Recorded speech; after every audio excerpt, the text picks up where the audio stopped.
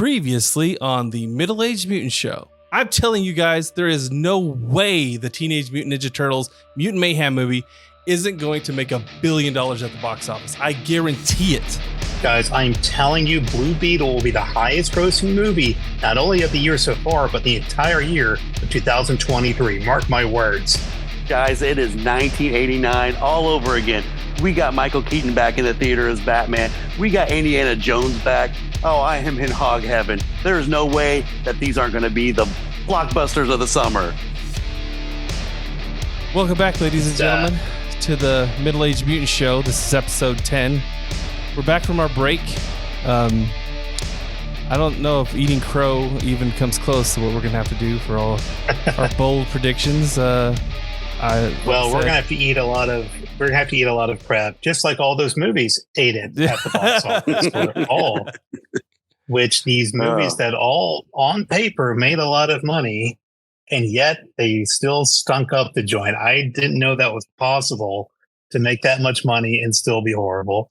Yeah, no, or to cost that much money and still be horrible. I mean, that's been proven time and time again, but. Yeah, like to technically make it a lot of money and still end up sucking it. And I'm like, that's maybe the strike should still happen a little bit longer. Yeah, I know. Yeah, if the strike doesn't end with us not seeing, oh gosh, what's on the horizon here? Beetlejuice 3, or sorry, it's Beetlejuice 2. Something like that. If it doesn't stave That's right. off, It's 1989 again, guys. If it doesn't stave Mark off, my words. What is it? The New York, the Escape from New York, reboot. If it doesn't do that, then it's to quote Razorfist, has failed. It's failed. Yeah. Because God Almighty. Is there a reboot? There is. They're doing I don't know if it's a reboot or a remake. I have no clue. I just don't know. I don't know. I can't. They keep saying it. New York. What is it going to be like? Modern day New York, where you're canceled? Yeah, it's just. I don't know. It's not even post-apocalyptic. You just need to bring Kurt Russell back and have him escape the planet at this point. Exactly. There you go. I remember growing up thinking what else is there for him to do? He's got to escape Earth, right? Yeah, he's got to go. Which is pretty much that movie. What was it? Lockdown, which is like the ripoff with Guy Pearce. Oh yeah. Everybody see that one? I thought the same thing about that when I saw it a million years ago. I enjoyed it. I mean, no, I'm not saying it was a bad movie. I'm just saying when I saw it, I was like, God, this is very Escape from New York. And I'm pretty sure it was made by Luc Besson, and I want to say there was maybe a lawsuit from John Carpenter or something. Really? In regards to it, so I haven't thought about the movie in a long time, but I remember having kind of crappy special effects. Is all I remember. Yeah, there was a weird chase scene on the motorcycle. Yeah, that's the part I remember. Like that. I don't know about that. Yeah, yeah. But Bod's prediction from last. Oh, go ahead. I'm just saying the reason we took a break, we were also on strike from each other. We forgot what we were on strike about. I think we were letting AI versions of ourselves take over, and they actually ended up doing a better job, and we got upset. So, y'all don't know that I'm AI right now. I'm an actual AI bot. I mean, actual Kai is sitting down, relaxing. I am actually. A lot of people don't know we're not actually in a studio with each other, so it could be true. Any one of us could be an AI robot. I'm actually one of those porn bots. I'm just not one of the more popular ones. I'm one of those. Hey, I don't know if this has been y'all's because so Twitter. I'm running the Twitter thing. I don't know what the hell I'm doing. This is my first foray into Twitter when I started this show. And is it just me? But are all the whores that come on there, do they also play golf? Because every time I see somebody who jumps on and I'm like, obviously this is a bot or something. It's a woman who's young, and I guess I mean, from the little tiny pictures, she's pretty, but it's golf pictures, and I'm like, what is the thing that's going on here? I don't quite know. Yeah, man, don't you know that's the hottest thing in the world? Golf. That's the hottest thing. The LPG. Everyone loves golf. That gets everybody's motor running. We love golf. So, but anyway, there's got to be some kind of on par jokes or something under par. I don't know, over par. Something about holes. I mean, it's been a while, guys. Bogey. Well, man, we were all so excited, especially Bob's, about his prediction about Indiana Jones and the Flash, and I know that segues us into the meme of the week. It is weird. It's the weirdest combination. But is that like is it like almost like a prophecy like thing for Hollywood where it's like this has to happen, or like I don't know, there is a writer's strike. I don't know what, because it wasn't truly a Batman movie in 2023. So is that kind of that screwed up? I think it's just the fact that it was Michael Keaton. It might as well just been a Batman movie, but yeah, I don't know. That's very, very cryptic there. Yeah, I know. It is also sort of weirdly disheartening, where it's like, yeah, we're just all gonna have to do this again at some point. At some point, Dr. Manhattan's gonna have us do it all over again. Yeah. We're all just gonna be.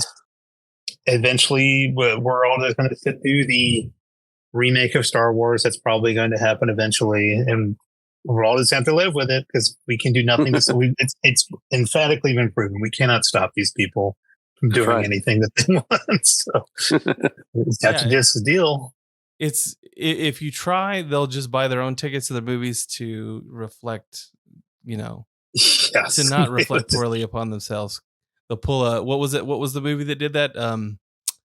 Well, it was a rumor that Captain Marvel, that there were people buying up seats but never showing up to the movies, and that they were trying to bolster her. Man, well, these are the same people that have hire up PR firms to artificially promote or suppress certain movies. Like, does anyone really pay attention to Rotten Tomatoes anymore? I guess they do, but to me, I'm like, it's so pointless to me. Like, it means nothing to me. Like, what? It's certified fresh. I'm like, okay, what is that? Yeah, who cares? Yeah. You know what I mean? It's like it's like you could easily just go onto any social platform and see what people really think. It's like, you're not fooling me. You're not swaying me in any YouTube means at all. Broke the back of Rotten Tomatoes because there's no way to hide it. Like, you can make up whatever shit you want to make up, but there's going to be some people bitching on YouTube and Twitter about whatever sucks about that movie. So it's not like you can hide it anymore. And it's more apparent that you are trying to hide something. Yeah. And, you have jerks that get on podcasts and want to talk about it. And well, we're going to talk about the first topic today, as you can see, is going to be the Flash movie. Okay. So you guys saw this well before the break, and I was the last. I just saw it when it hit VOD on HBO Max. And, this was a movie that I have to say was not as bad as I had heard that it was, or is not as bad as I thought it was going to be either. I was expecting total, crap. But I mean, by the point you saw it, that it was kind of like ran into the ground that nobody went to go see it. So what would you think? You would think it's bad. I enjoyed it. There are parts I maybe didn't enjoy because I've heard rumors, like this ending would have been like this if it wasn't for James Gunn, and I don't even want to get into that whole thing just yet because I want to be neutral on James Gunn. I want to give him the benefit of the doubt. I know, but like just the things I'm hearing, I'm like, are these rumors true? That kind of blows. I'm hearing because he doesn't like Keaton apparently, or Batman, like the and Keaton. Oh yes, yeah. And man, how soured that was. And I guess you better put the spoiler alert on. Because I don't know if everybody's seen this. Spoilers, we're talking about spoilers. That's right. So, the end, Ty. So you finally got to see it, and then like the Batman that comes out is George Clooney. So you obviously go with the worst Batman, right? Go with the one. I mean, I get it's a joke. It's supposed to be funny. I know that's sad. But that's what in a world where Pattinson is a better Batman than George Clooney. And and what's funny is like I don't dislike George Clooney. I think he actually was at the time a pretty good Bruce Wayne.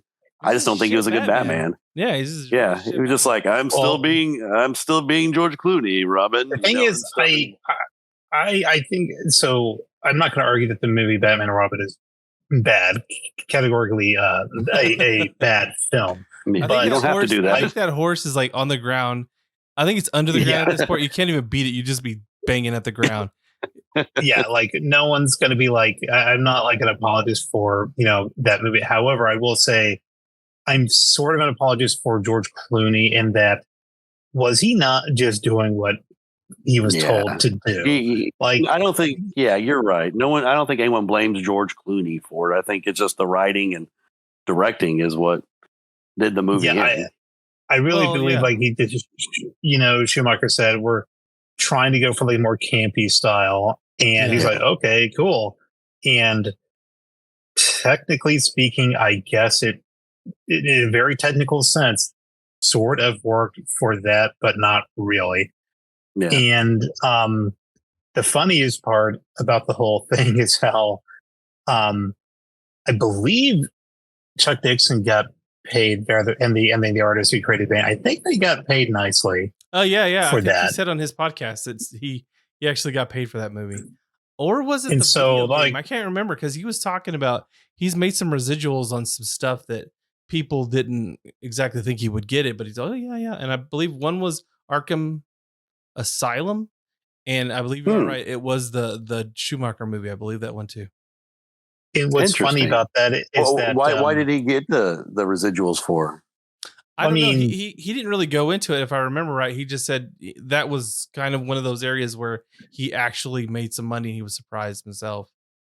Oh, good for him. And what's funny about The Dark Knight Rises, at that point, Warner Brothers, DC, all these people were so nice and changed his contract without telling him, or something like that. Like it's something where he got paid like something, but it wasn't like what he was expecting.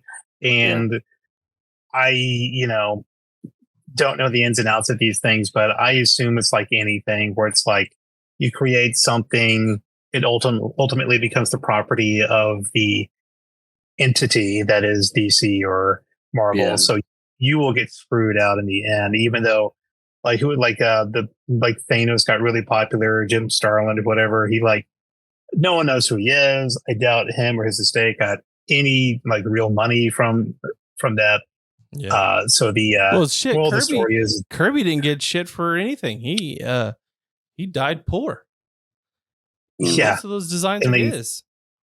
Yeah. I know. And it's like he gets some recognition now, but I don't know if the estates are really do they work out some deal eventually? I don't know. It just makes you it's just like a curious thing that I think about sometimes, but anyway, so when it comes to the Flash, I will agree that by the time I saw it, which is still in its theatrical run, its initial run, get it? But when I saw it, I'm like, this isn't good. Again, it's one of those situations where I'm sure this is just the actors and people are just doing what people tell them to do ultimately. Fine, but it's still not great. But I will say though, there were parts I'm like, this is actually good. There were some just god awful parts too. So I know it's this weird mixed bag. Well, and my thing was there was parts that I think if there wasn't the whole debacle with Ezra Miller, that I would have liked it more. But because there was parts he was funny in there. Yeah, he was actually more of a likable character than I expected him. Yeah, because I didn't watch I guess it's not JL. I didn't watch that. So I had no frame of reference for what he was like as the Flash, and so I went into this completely cold. This is really only my second movie because I've only seen part of Man of Steel. I've seen B versus S and this. And this was I was like, well, if this is what he was like in another movie, I can see why he was kind of liked at least. But what's crazy though. Go ahead. I'm sorry. Well, what's crazy though is if you think about how long it took this movie to get off the ground, it's ridiculous. Yeah. I believe the CW show, The Flash, had its entire run. Yeah. It ended, and I want to say, because technically speaking, I think it all adds up to 9 years or something like that. I think like, I'm not getting any sure. younger, guys. I'm not getting any younger. Yeah. I don't know if that's like 100% true, but it's pretty close because I remember them talking about it took a very long time because I remember they were talking about at one point, bringing back the original Thomas Wayne, Jeffrey Dean Morgan, for like a Flashpoint type movie. It was supposed to be more Flashpoint. He was going to be Thomas Wayne. So, dude, when that'd have been great. That would have been cool. And I think I was super jazzed when they said Michael Keaton was coming back. So, like, I was happy about that. But that seems kind of going. Now that seems like an insert, like a oh shit, kind of like gotta say this movie, gotta put something in here that people will actually like, and then they insert Michael Keaton instead of having Thomas Wayne, which I watched this movie again. I watched this movie like this is a cold for like viewing of The Flash. I also watched it with my wife. Now she has never read Flashpoint, and I was sitting there explaining it to her, and she goes, "Oh my God, that sounds like a better story than what this was." And I was like, "Yes." Yeah. And she started asking, amazing. She started asking questions when she was watching it. She's like, "Well," she's like, "So why doesn't he care who actually stabbed his mom?" And I was all, "That's a good question." Exactly. That's the what question it should be of the doing movie right now. that they don't even talk about in this entire thing. We should be going after Reverse Flash at this point, but okay. Yeah. Let's just not. Yeah. Let's not mention it. Eobard Thawne. Eobard Thawne. So would that be Reverse Flash? Eobard.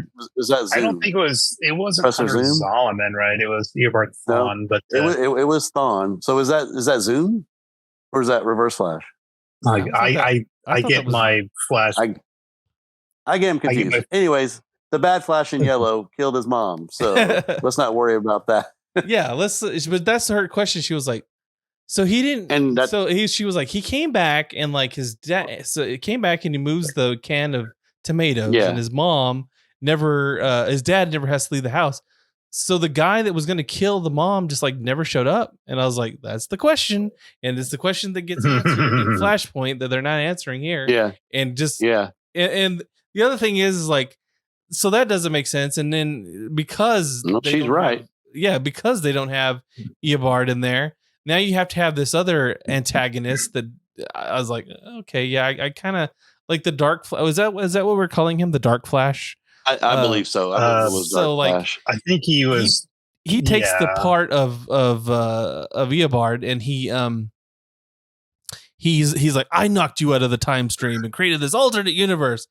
But I was like, well, but what? It's like kind of like that raises a lot of questions. You did that so that he would give you powers. And it just like, I don't know. It just, I mean, it kind of makes sense because but that would mean that he would have had to have given himself powers anyways. Like he would have had to have done that. So it's almost like circular time travel here. So like not Reverse Flash. We're not calling Reverse Flash, but Dark Flash has to gets created somehow, goes back to the past to ensure that he gets created.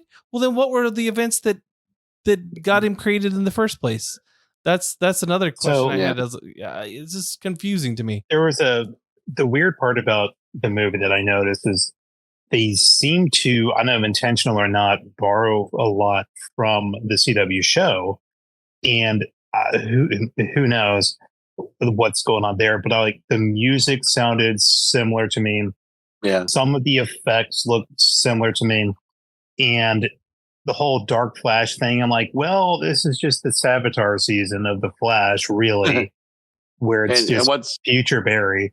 Yeah, and what's funny about that is, like, Ty, I know you didn't keep up with the Flash, and I kind of fell off, but there actually was a Ezra Miller crossover in one of the things. I can't remember if it was like it was Crisis on Infinite Earths or so they go out of their way to have Ezra Miller appear as some big tie-in crossover promotion.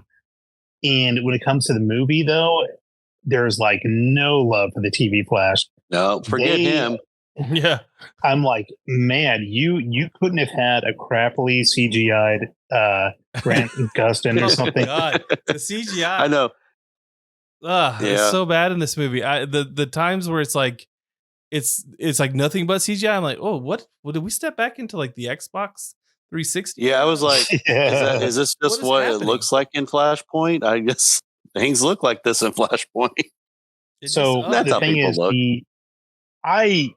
so apparently the director at one point said the sequences, while in like, I don't know if it's supposed to be the Speed Force or whatever, they would look like that on purpose because everything was distorted. I'm like, okay, but that does not explain CGI babies going in a microwave. You know, that was actually, you know what though? That was kind of one of my. That's like where I felt the movie was doing okay. I was watching that part and I was like, this is funny. I didn't like how they had to humiliate Batman and the Flash at the same time. That's a whole other that was with Wonder Woman there. That was totally unnecessary. But I just remember seeing that part and going, like, this is a less good version of the Quicksilver Fox X-Men X-Men Days of Future Past and was it First Class? I don't remember. But, it was no, I don't remember, but I know it was Days of Future Past. It was just Days of Future Past. I'm pretty sure it was Days of Future Past when they go back and.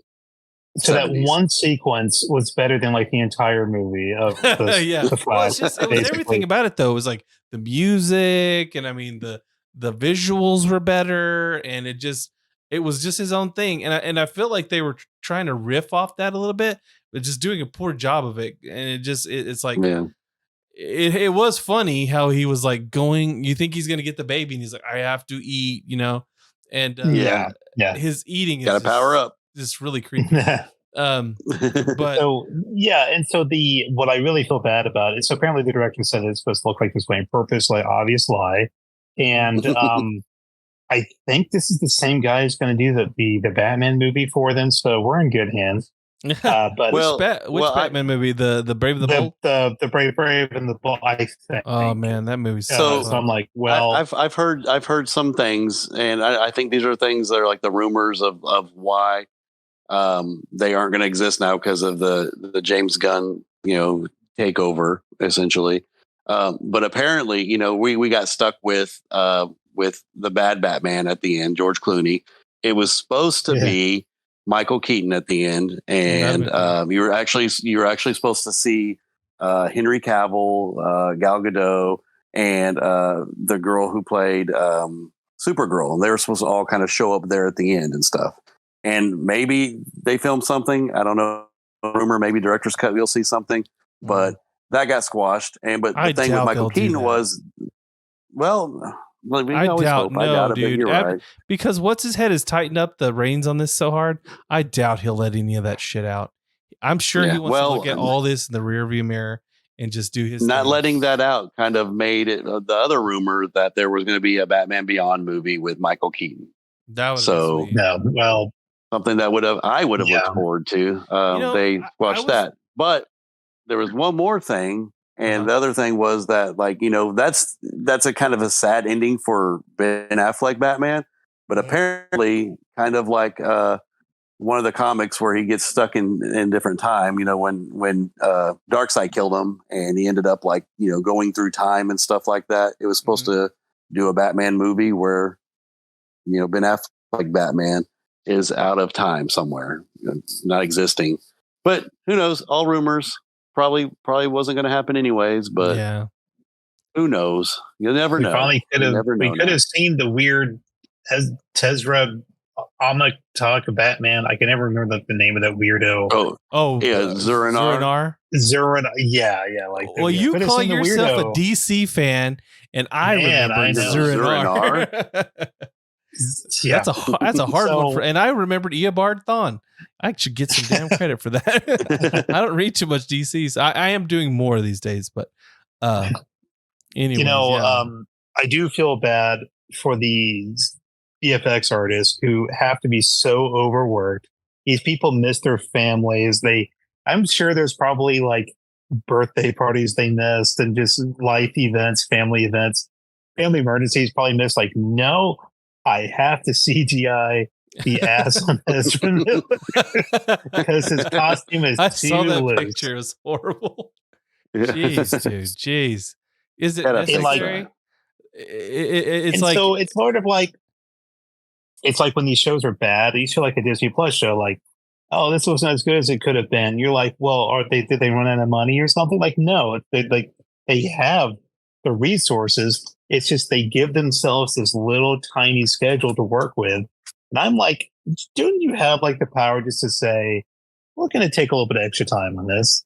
You know what I mean? Like, it still baffles me. Maybe it's just I'm not in the industry, I guess. Maybe there's some other reason, but I'm like, I don't know. I would love it for just like some guy just to say like, we're not gonna go broke here, guys. Let's take an extra 3 weeks.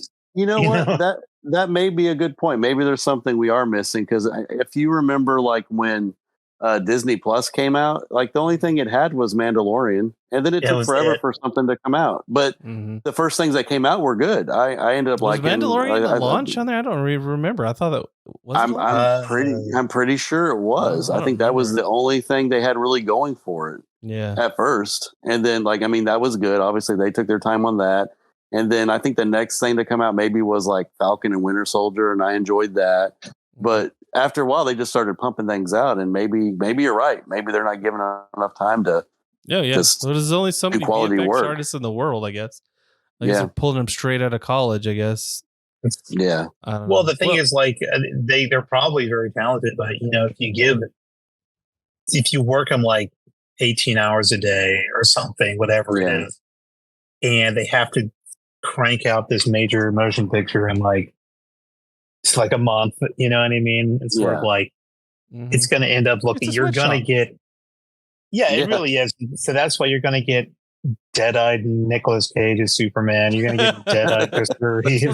That's what the video game industry has been contending with for years. Everybody talks about crunch time, you know, and it's just a time where they're just like working so hard to get this thing pumped out because they're in the last like year's stretch for the thing. And I'm sure the problem is it's not a last year stretch.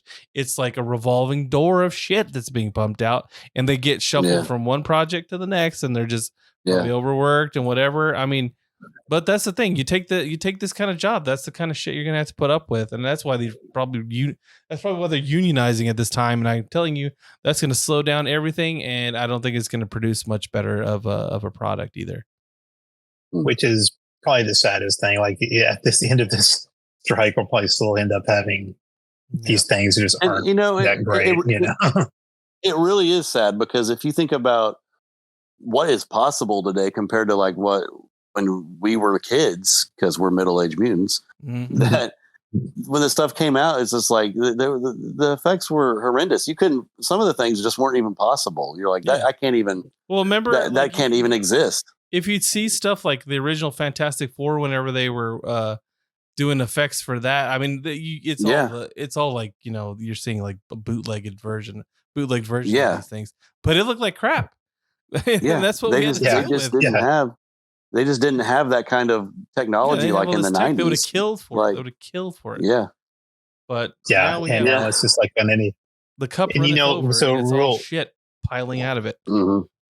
You know, and real quick, I do want to go and touch back on the Wonder Woman cameo. And it's not really just Wonder Woman. It's when I've talked to you all about this before, probably on this podcast, where it's sort of like where you have the Superman cameo at the very end of Shazam, the first one. And she appears in the sequel as well. I'm like, can you stop telling us who the better superhero is that we're not really seeing? Can we just pretend our main character is the cool guy in his own movie? And then like when the emasculation of the Flash and Batman, it's supposed to be funny, but I'm also like, it ends up backfiring. They look like dopes, and then in the end, that's the last you see Batman. Ben Affleck Batman. The last few lines. That's so sad. That's so sad. And it's not just that it's Wonder Woman. It's not just that it's Wonder Woman, even though that's supposed to be the joke. The guys look stupid. I'm like, that's fine. It could have been almost anybody, you know. Yeah. Cyborg could have went in there like, you guys are stupid, and he flies away. Like, it could have been any other member. But it's just like, and it's also just like I'm like, to me, because my brain is poisoned by watching pro wrestling for so many years. I just think about like, you're trying to push this one guy, and then you're like, if you're trying to push, like, I don't know, the DDP, let's say Diamond Dallas Page, and you're supposed to be this new guy, then you have Sting show up and help him out. Well, Sting's actually the cooler one. Why? You're supposed to be giving him the rub, and I'm like, no, all you're doing really is reminding me who the cooler guy is. Yeah, you know what I mean, like, and I'm just like, it really bugged me in Shazam. I'm like, first of all, Headless Superman is a tad creepy. It's a little bit weird, and like, hey, I got the cooler guy here. Yeah. I'm like, it kind of made sense because he himself is a kid, I guess. But it made sense in the first movie, I guess. But does she need to come and rescue him in the second movie? Can he not handle things?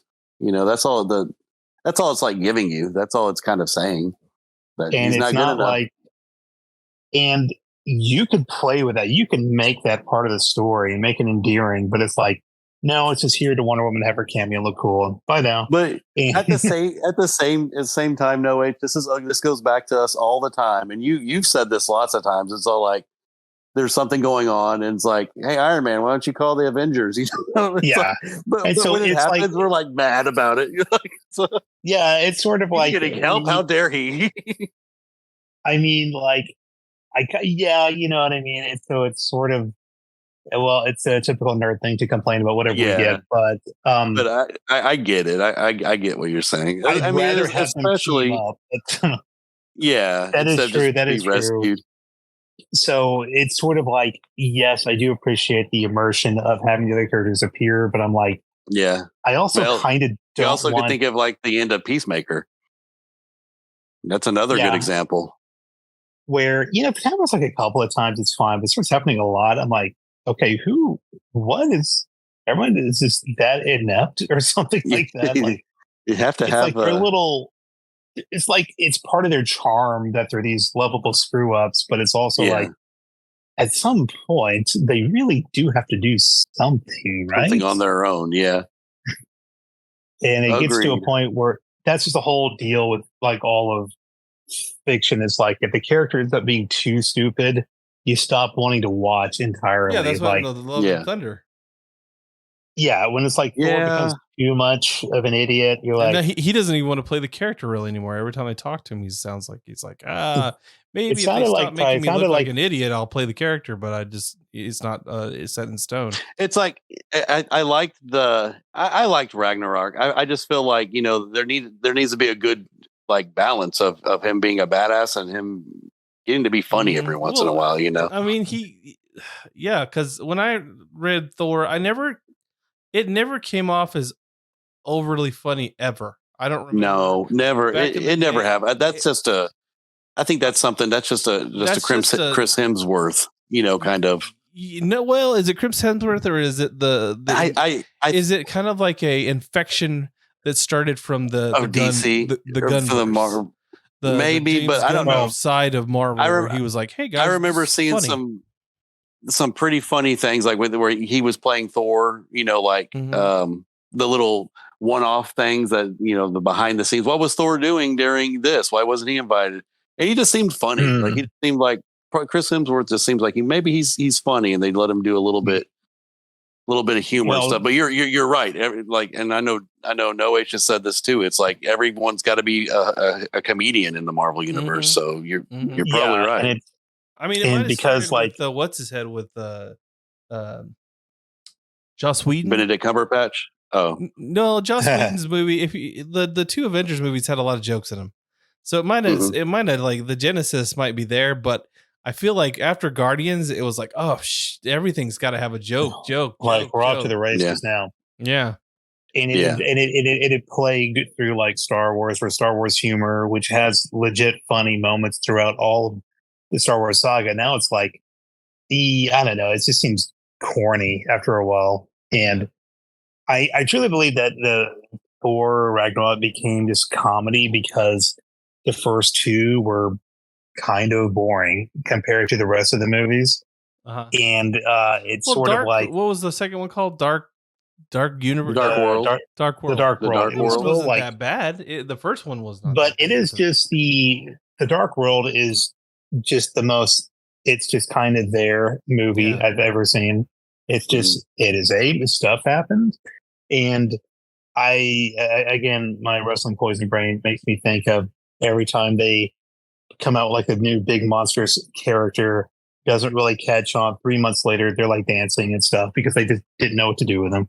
And now it's like, if I see like a big bad new character, I'm like, in like 5 months he's going to be dancing. And you know what I mean? Like I've seen it happen because they don't know what to do with like this serious person.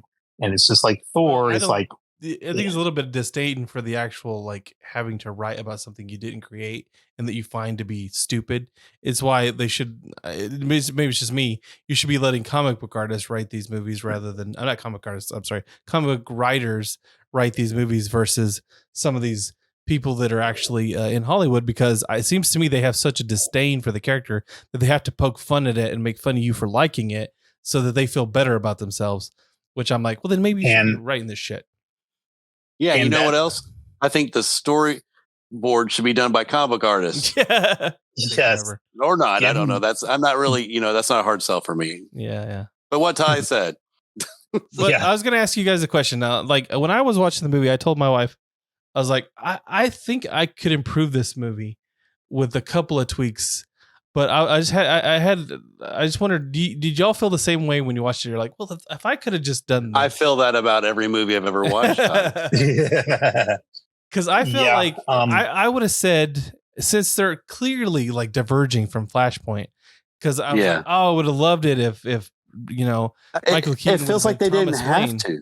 If he would have been Thomas Wayne, and that would have been wife cool. would have been like either Vicky Vale or Michelle Pfeiffer, and then they became the Joker and all that. I think that would have been cool. I also told my wife, I was like, you know what would have been awesome too is if Batman could have been not only the like a hero but also an antagonist.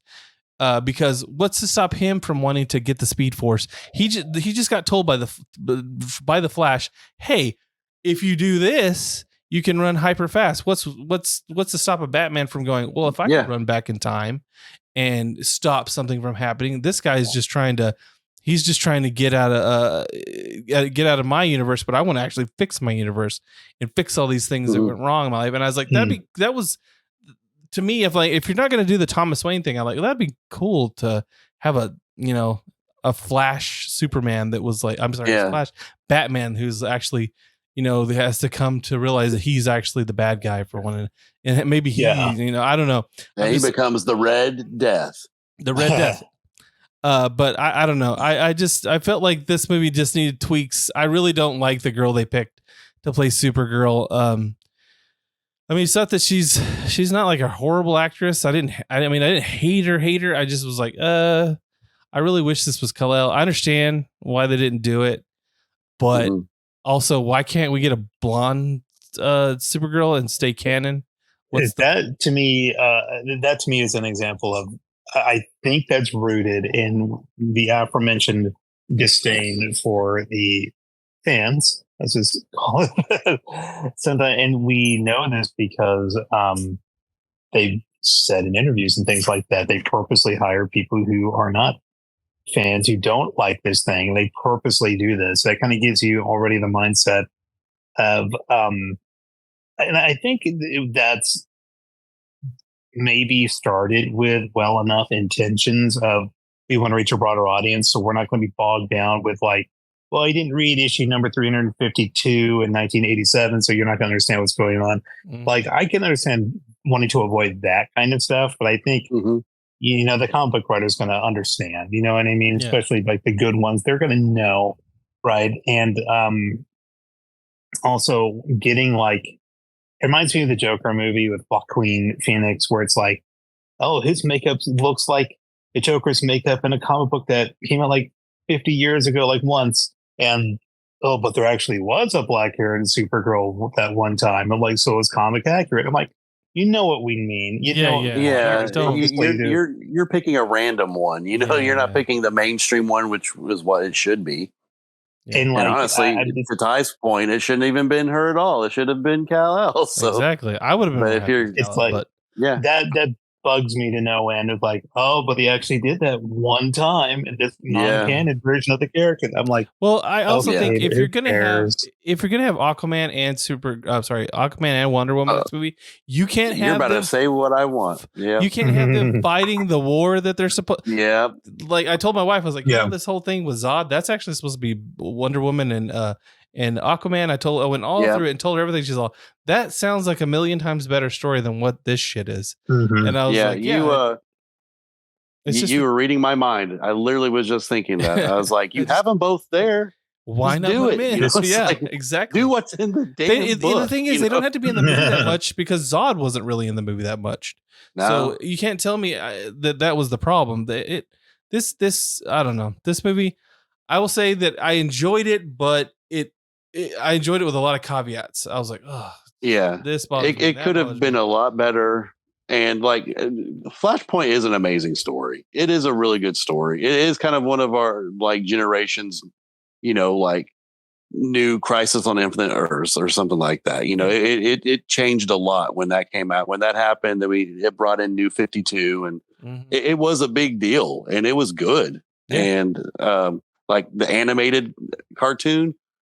It's still, I still get goosebumps at the end where, like, at the very end where Thomas Wayne shoots Zoom through the head, and like he says something cool, and I don't know, but yeah, that it could have been better, but man, I'm not gonna lie, I was happy to see Michael Keaton again.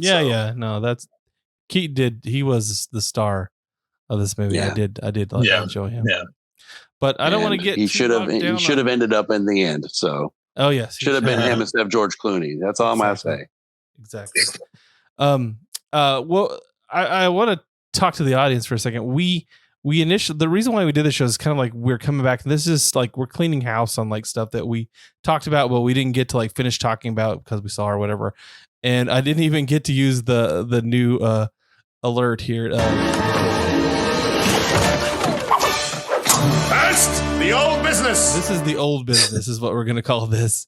So this is where we're just basically like I said, going back, and we're talking about all the things that we wanted to talk about. I mean, into their completion, what we thought was going to be like the next few episodes, but we took our break. And so here we go. The next topic that we're actually going to move on to now is Across the Spider-Verse. I don't know if Noe saw it, but me and Bods did see this movie. I did not see it. Let's go back to the clip, Ty, that you were talking trash about. If you want to play that about, did you never talk trash about this movie? Well, no. No, I never talked trash about. No, this you movie. You didn't. Yeah. I actually love this movie. This is one that we actually were looking forward to, and actually was good. So we have nothing bad to say about this. I don't really have a whole lot about the one character right here. This stupid person. You can't really see her that good if you're no your bods, but if you're the audience, you know who I'm talking about. This I think its name is the Spinner or the whatever. It's the freaking wheelchair Spider-Man, Spider-Woman, whatever the hell. Yeah. God almighty. When I saw that, I was like, they really did it. Those madmen, they really flipping did it. So stupid. And then they had a crutch joke, and I was like, oh, hey. But other than that, the rest of the movie was pretty good. I really enjoyed. I loved it. Spider, like it basically kind of reminded me of like on Rick and Morty whenever they go to the Citadel of Ricks is what it reminded me of. So I was like, well, does that make Spider-Man 2099 the most Spider-Man at this point, because Rick is the Rickest Rick, you know? I'm gonna say yes, because like they all followed him. So yeah, and he is my favorite character in this movie, with the caveat that I still love Peter B. Parker. I love his character. He is. I had a kinship with him in the first movie, and he really drove the film for me. To be honest, Miles Morales is not the best part of this movie. He's like, to me, he almost feels like a footnote to the rest of what's going on. And I honestly don't think he's the biggest character in it. I don't think he drives the movie very well. But the rest of the Spider-Man I really enjoyed. I like Ben Reilly, the angsty Ben Reilly. I love that. Yeah, voiced by Andy Samberg. Voiced by Andy Samberg. Don't like the race swapping of Jessica Drew. Didn't like that. And they also added that I think it was 2008 version Jessica Drew where she was pregnant, and I was like, whatever, who cares? I liked all this, the little nods to the comic, the Easter eggs. Like you had the Spider-Man with the Fantastic Four suit on and the bag on his head. You had I've read a little bit of Spider-Punk, and I'm just, I don't know. It's just it's one of those maybe you're not British. Yeah, I just was like, yeah. I get that this is like the next generation's Spider-Man, I guess is what it's supposed to be. Like there's like a gay Captain America and all that shit, and I was done after that. I was like, fuck this, I'm not reading this. I just it was like Captain Anarchy or something like that, and they're all he goes to his lair or whatever, and then his boyfriend and him make out, and I was like, well, I'm done with this book. So this is not for me. This is not for me. Yeah. This wasn't written for me. I'm not going to read it. But I liked it. I liked the seeing all the Spider-Man. I liked Spider-Man 2099. He doesn't act anything like he acts in the comics. But he was cool looking. I'll say that the updates that they did to his costume are really good. And apparently there's a lot of weird like daddy porn about him now. Like what? Freaking internet went nuts over him and his like He-Man body. They were like, oh my God, like collectively jizzed their pants over that.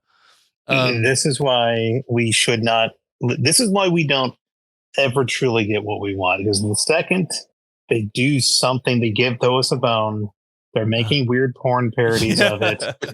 And it's like Rule 24 or whatever, the porn rule. Rule 23, I believe, but or 37, I think is what it is. But it's like, this is why we're never going to be trusted, and we shouldn't be trusted as fans. We're just gonna have to eat the garbage they keep on pumping out. These people aren't us. Don't loop me in with these weirdos on DeviantArt and this is the first time I heard about this. So. I don't know. Because I happen to enjoy drawing pregnant versions of Spider-Man 2099. and the soles of their feet. Just because you want to do that doesn't make you weird. I don't know. I thought he was cool. I almost dare to say like I was siding with him, and I was like, does it make me the bad guy? I don't know. But are we the bad? Are we the baddies? And he was Oscar Isaac, so and I like Oscar I liked Isaac, it. So. I thought he was great. He doesn't have that. I don't think he has in this one. From what I understood, it was him seeking out a life that he didn't have. Like he never had the life where he had a child, and I guess he went to that universe and messed it up, basically. Yeah. And that's what I understood. So technically he's the bad guy of his own story, because this wasn't even his. And if he hadn't been there, and I think that's why he has this like really like fiery hatred for Miles Morales. Cause he's like, you're going to fuck things up because you're an anomaly. I was an anomaly. I have to stop you. I don't want you to destroy stuff. And so, I understand why he's doing it.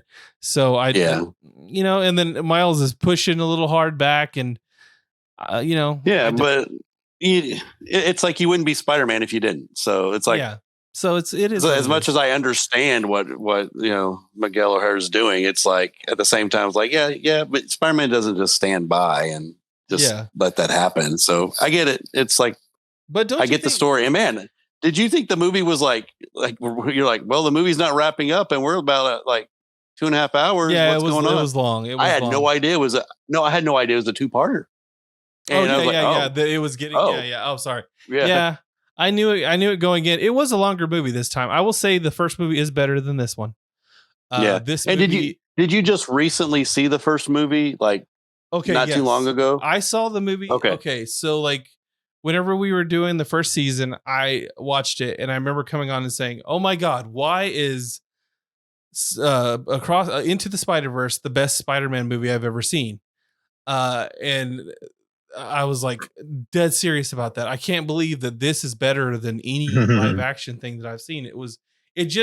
I think there's something about Spider-Man in particular that carries over better in either comic book form or in animation form. I think that you have to make too many caveats for like a live action version, because if you look at, like, for example, it always bugged me in the first movie that I do like William Dafoe's costume, but it always bugged me that he didn't have all the gobby shit. He didn't have like the purple things, the little accoutrement that went with it. It was more like it was a military outfit, and he made this like helmet that went with it. And I was like, that was kind of like them going like, yeah, we get that this is kind of comic booky, but we kept it. And I'm like, just if you're gonna go for it, go for it. And I saw some of the actual like stuff that they did before, which I did like. I thought it was creepy as hell. And it was awesome. I saw that too. Yeah, but I think that it just carries over better in animation, or because when you read the comics, you're always like, yeah, if he had a mask on, it wouldn't look like that. But it's the comic, so we're just gonna slide. Yeah. And you're right. And like, where else are you going to be able to just throw that many different Spider-Man in? It works good for that medium. Exactly. That medium was perfect for it. You did see the last Spider-Man, didn't you? The last Spider-Man Homecoming.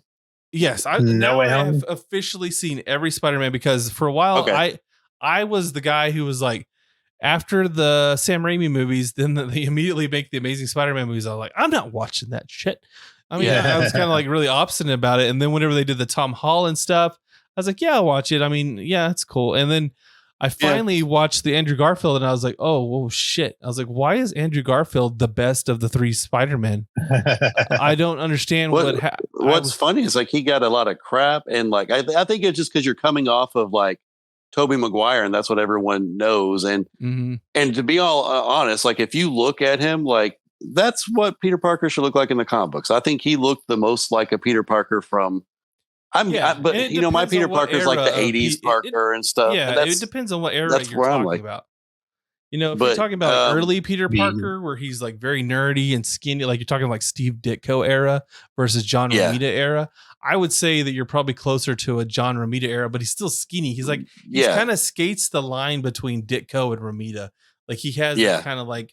Because I always thought like originals Ditko Spider-Man, when he wasn't playing Spider-Man, he looked very like surly all the time. He had those like really arched eyebrows, and he just looked really surly. Yeah, and so he was really skinny and nerdy, And then the Romita one had kind of like the big hair, like the pompadour hair. It's because Romita, before he was doing all the Spider-Man stuff, he was doing Daredevil, but prior to that, he was doing a lot of romance comics. So all his characters in his books had to look very like attractive people that you would that's why you're like, here we go, the porn parody.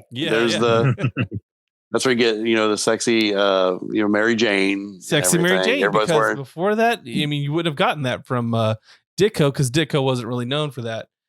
Yeah. But I gotta say, I fucked up on the Andrew Garfield thing. I watched both those movies back to back, and I was like, whoa, what happened? Because to me, he actually acts more Peter Parker than either of the other two. I think Holland does the worst job. I don't know who he's playing. At first, I thought, is he trying to riff off Ultimate?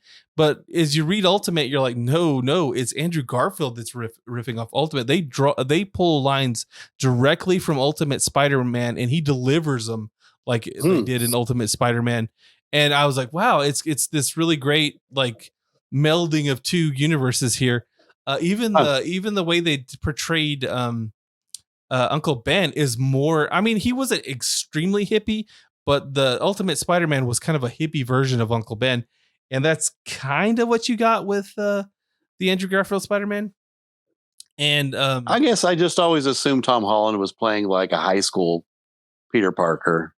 Yeah, I just don't catch. At first, for a while, I thought, is he trying to play like he's Miles, but he's not really doing it? I mean, I don't know. I don't know.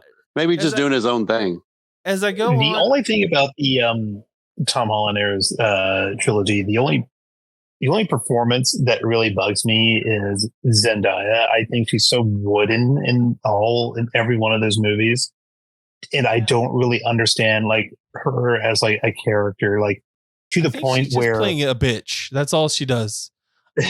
She's like, either high or she's a bitch. Those are the two like acting, like characters. Even to the point where it's like I don't even understand in universe why Peter even likes her. I don't even know. Like, no, it's like there's been like nothing really. He just decided he liked this girl, I guess, and I don't know. You could say he's in high school, he's just happy, and a girl said yes or something like that, maybe. But yeah, I went in like understanding that I'm told Zendaya is very popular with young people. I didn't know who this person was before. Yeah, but all I knew is that she had some kind of controversy where somebody said she smelled like they said looking at her, I think she smells like patchouli or something like that, and that made her like super popular. Yeah, she got like crazily popular after that because she, the Depression Olympics, and she won an event there. So. Yeah. But yeah, no, I really and just if she's not MJ, just don't call her MJ. Michelle Jones. Yeah, no shit. Like, I'm okay with naming her something else. He does not have to be MJ. Just don't have an MJ. If you're gonna, it's sort of like I think they should have just said, "Hey, this is our own thing, and this is a different person." Yeah, but they won't. It's like going back to your previous point about if you're gonna just stray that far, just do something new. Do your own. Don't like try to do like a half-ass kind of sort of version of it, and just don't do it. And I feel like in the Spider-Man that we have now, the Tom Holland Spider-Man, that now if you were to do it, you'd be like, okay, so you have your Spider-Man, and then you switch over to like, let's say Miles Morales, and he's like the new Spider-Man. You can't do that because you've already kind of like poisoned the well. Like the kid that is with him now, I can't remember the name of the fat Hawaiian kid or whatever he's supposed to be. Ned Leeds. He's supposed to be Hobgoblin in the comics. He seems too much like Genki. So I'm kind of like, well, what do you think he smells like? That's what I want to know. I don't know. I have no clue. I bet he smells like right now. I bet he smells like he's completely bald now. Have you seen him? He shaved his head. He just smells like shaves his head, and they put that wig on him. Yeah, I don't hate the movie Tom Holland. I like him. I think he's pretty funny and likable. But going back to Andrew Garfield, at the time, I was just like, no, thank you. I already have a Spider-Man, and it's Tobey Maguire. But that last movie, my favorite part of like probably all the Tom Holland movies is the part where he gets to save MJ in there. It's like the little redemption for his character from basically not getting any more movies almost, and then Gwen Stacy dying and he ended up being like, I was sort of like, where was this? Maybe it was there the entire time. I just never bothered with it because I thought it did look good. After that scene, everybody was all like, we need an Amazing Spider-Man 3 now. And I was like, I'm on board. Yeah. And honestly, I could tell you Ty is now, because like he came down to visit and he's all about Spider-Man now. He had like re-injuvenated love for Spider-Man. Thanks honestly, to me. Because I was always under the impression me and Boz were talking about this. I was kind of always under the impression that Daredevil was my favorite, but I just find myself reading way more Spider-Man now. I started off. I got to tell you. Go ahead.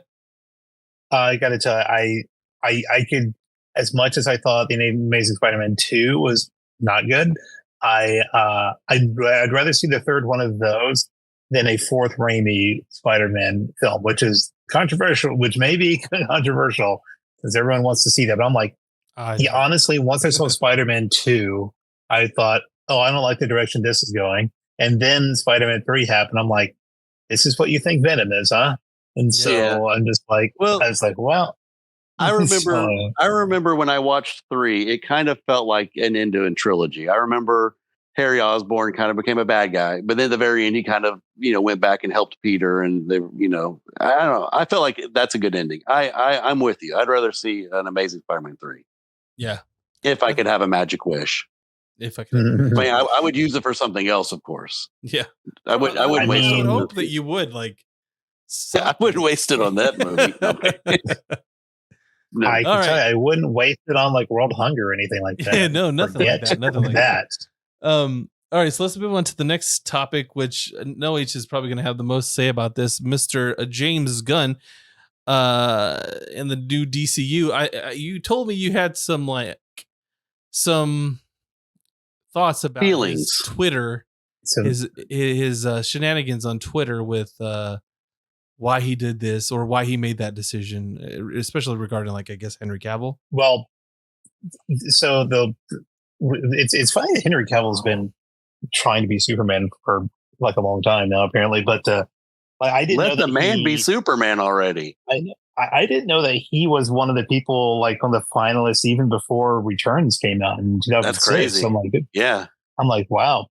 But so James Gunn has these tweets about like he didn't like the 89 Batman or something like that. I forget what he said about the Nolan trilogy. I forget if he said he liked it or didn't like it. But I know I will say the Keaton trilogy. I mean, the Keaton, I guess it'd be Billogy. I do remember him mentioning something about like not liking the fact that the Joker killed his parents and stuff. And these are all things that we all knew as a kid. We're like, well, that's not right. But I still enjoy the movie. Yeah. Mm-hmm. Yeah. And so this to me is like definitely, just regarding the Batman movie, the original 89 one, I'm like, yeah, if that movie came out like today and they did that, I'd be like, harumph, that's not how it's supposed to be. Well, at least I would more than likely be that way. But after the Batman came out with Robert Pattinson and I enjoyed that one a lot, I'm like, I don't know what to believe anymore, man. Yeah. We live in a crazy time. But yeah, but if they came out today, more than likely I'd like, well, that's stupid. I don't like that. But so nostalgia helps out this movie like a ton. But it still holds up. You can still have a blast watching it today. You know what I mean? Yeah. And obviously, when it first came out, there were people who didn't like. I mean, comedian, comic actor Michael Keaton playing Batman. That's just not gonna. There was you hear that? That's not my Batman. There was a huge writing campaign to get him off the movie, but thank God it didn't succeed. You know, Tim Burton cast his friend, and it worked out. So we're all the beneficiaries of that. And so like when he's, talking about these movies, I'm like, well, I get where he's coming from. I do. But I will also say that this, at least maybe at the time he was messaging this or tweeting about this or whatever, it kind of feels like I'm going to be edgy contrarian guy. You know what I mean? Where it's like, where I know that very well, done it a lot. So I'm like, but now I would hope that he's more like, I appreciate things. They can be good if they're their own version of things. Yeah. I kind of hope that, but and to your point, it was like, these were old tweets that came up, right? Yeah. So I'm hoping, he's sort of like at this point, I've been in the business. I've got to do all these different things.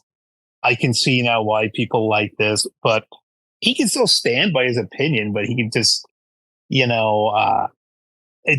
adding on to this pile of things where, as you say, I don't want to hate on like James Gunn. I'm like, I don't want to not like you, but please stop doing these stupid things. I know Ty didn't watch it, but we watched Peacemaker and we loved it. So it was fun. It was fun. It's like there are like woke things in it, which is annoying and eye rolling, but that's most everything now. Yeah, and so I'm like, but ultimately, it was enjoyable. Now because John Cena's casting does help out a lot for that, but he's really good in it. So yeah, you can't see him, but he's good in it. He's good. You can hear him. But and I will say, Steve Agee or whatever, his character played one of the truest, most convincing, like lonely nerd characters. He was great in there, and like if you pull his like IMDb picture, he's like not nerdy looking at all and everything. But I mean, he's like he's like not a nerd, but he wasn't like that, right? So, not in real life. I'm like, Oh wait, no, I'm sorry. I'm sorry. I was thinking of Vigilante. The guy played Vigilante. Yeah. Yeah, he doesn't look like that. No. And I'm a mark for the Vigilante character who's not the cowboy version, but the DC's Punisher knockoff guy. Of. Yeah. And he was cool. I liked him in there. He was good. And I was like, yeah.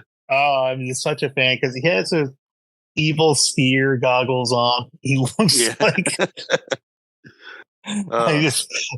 and so like these things, so I'm like, stop saying that The Flash is like the greatest superhero movie of all time.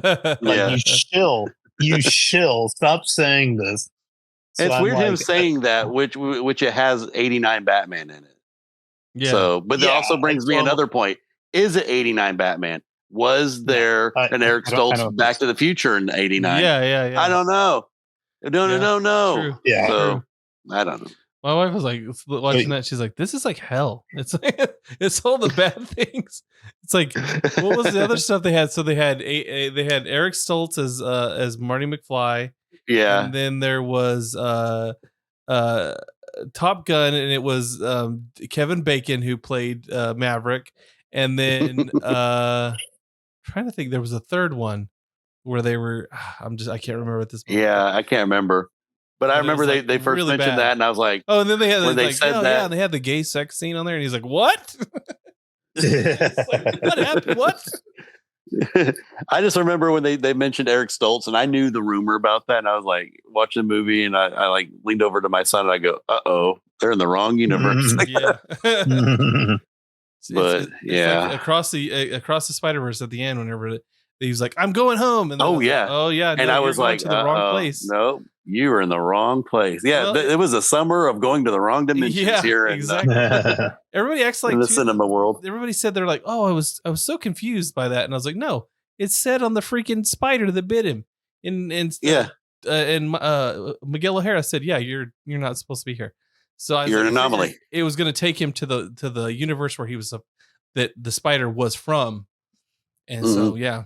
But what's funny? It got me thinking. I didn't even watch the Spider-Verse movies, but just something that makes me.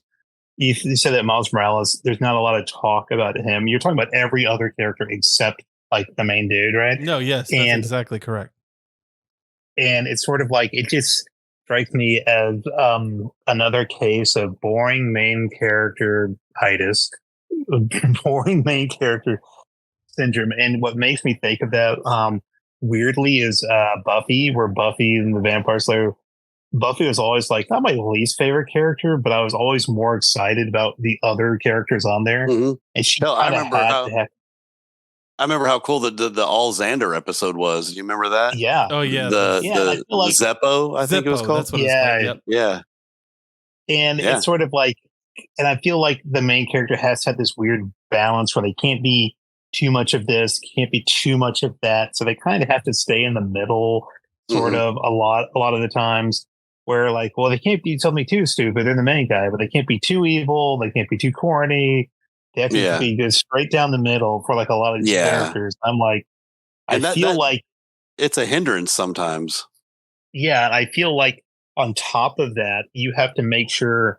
Well, we can't make him a stereotype. He can't do anything too like this. You know what I mean? Like he's got to be cool. But I feel like there's just to me, I'm envisioning a board meeting full of executives around a table shouting these complaints, shouting these things. Oh, he has to do this, but he also has to do this, but he can't do this. But we'd like it if he did it a little bit. You know what I mean? It's sort of like that's a good point. And like throughout time, and I've been watching certain movies or shows and stuff, and then I remember just kind of zeroing into like a character in the background and liking better. Like when Buffy was an example. I remember immediately liking Angel.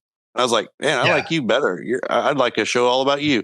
And then because, things happen since I'm the center of the universe, there was a Angel show for me. Yeah. And then, just things like that. Or like Stranger Things. I'm supposed to like, 11 or one of the kids. No, I like that Steve guy. He's kind of like the 80s bad guy jerk. you're my favorite now. And then like Steve's beloved.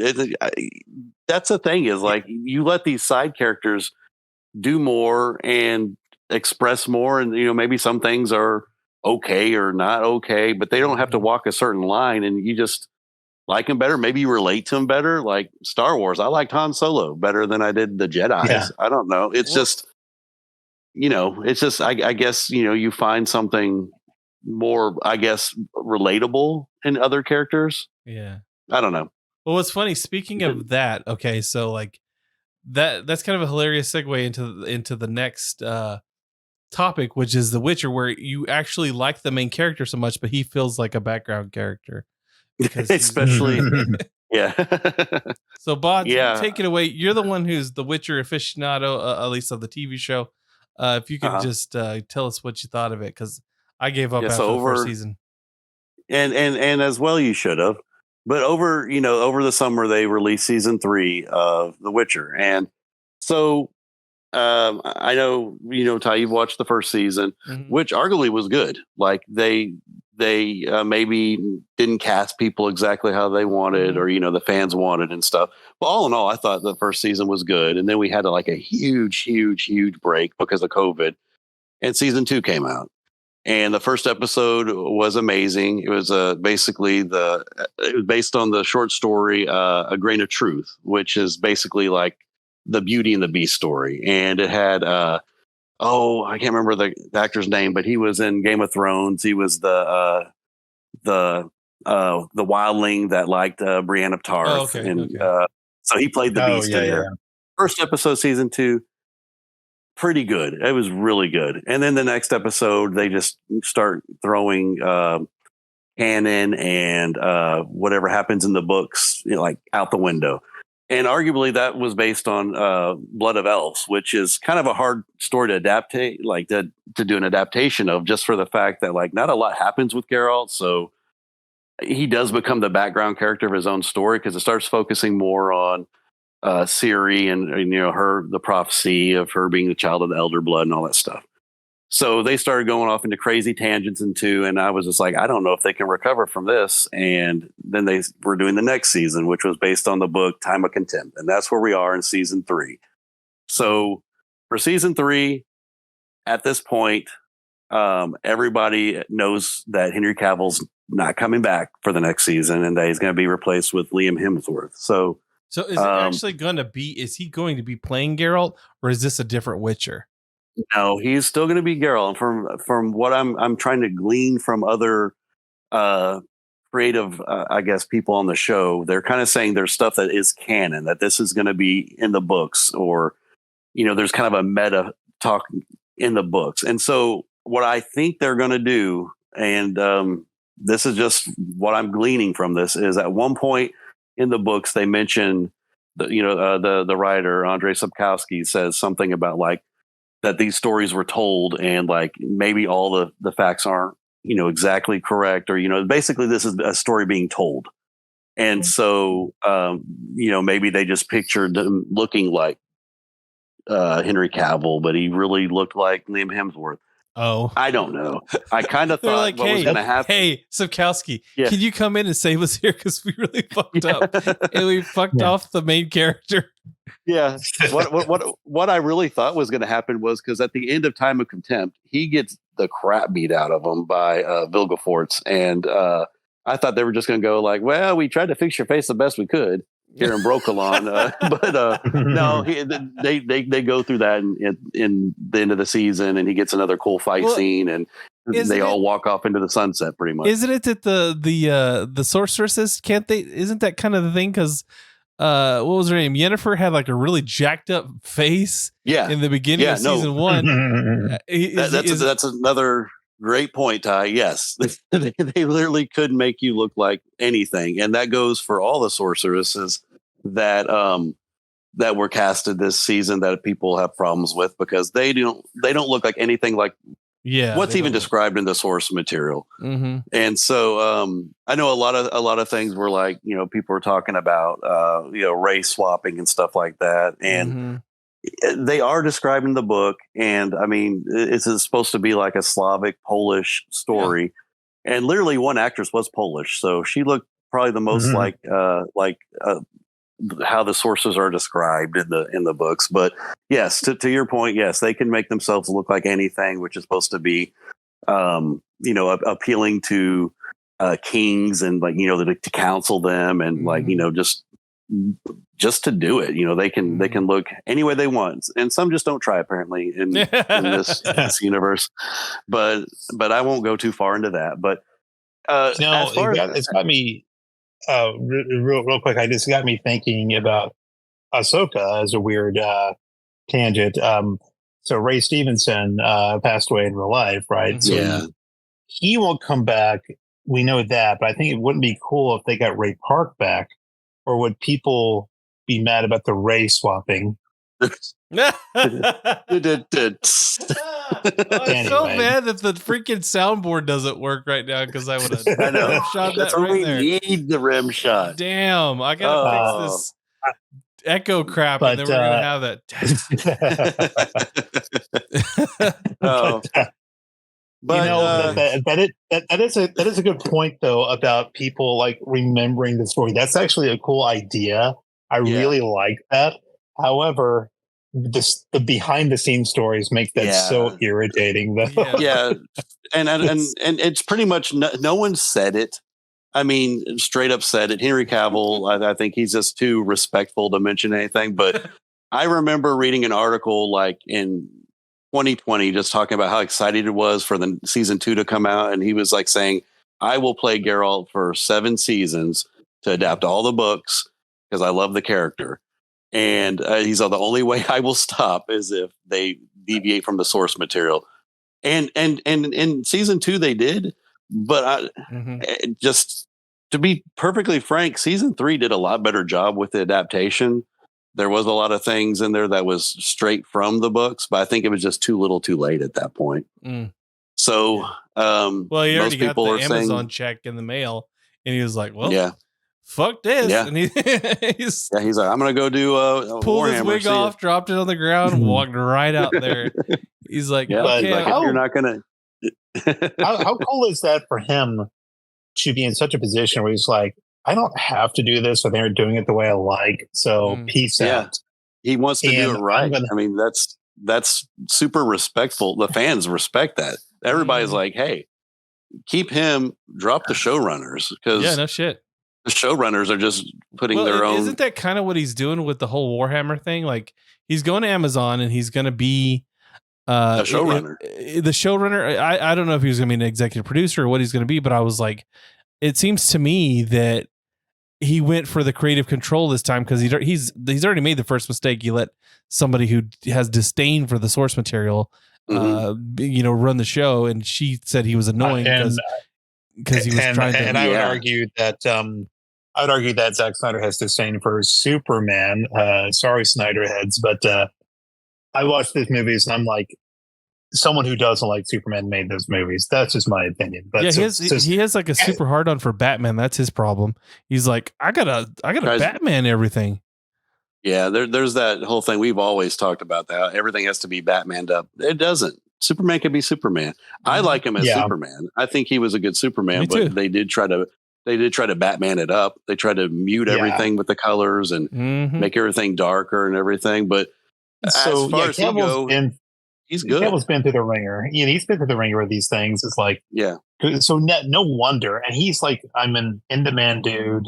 At least I think, right? Well, he is because now he's in the Warhammer show for Amazon, and I don't have a graphic for this, but he's also in the Highlander now.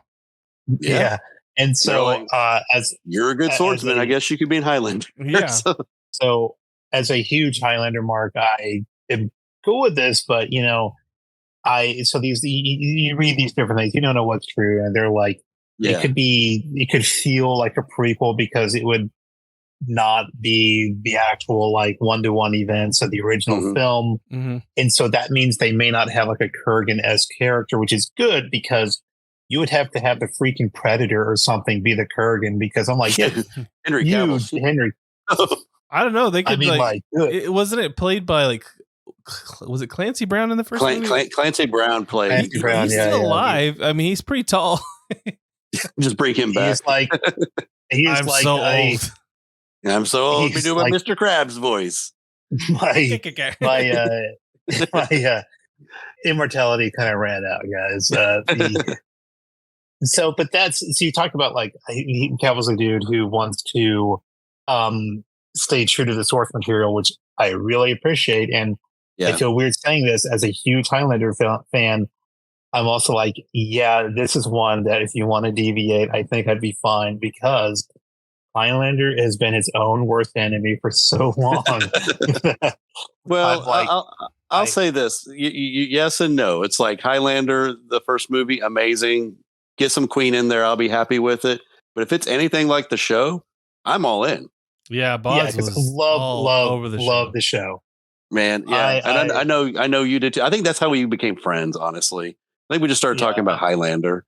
And I'm just huge mark for it. But I will say, like, season 1 of Highlander's not borderline unwatchable, but it's kind of rough compared to the later seasons. Yeah. And then there's like seasons good.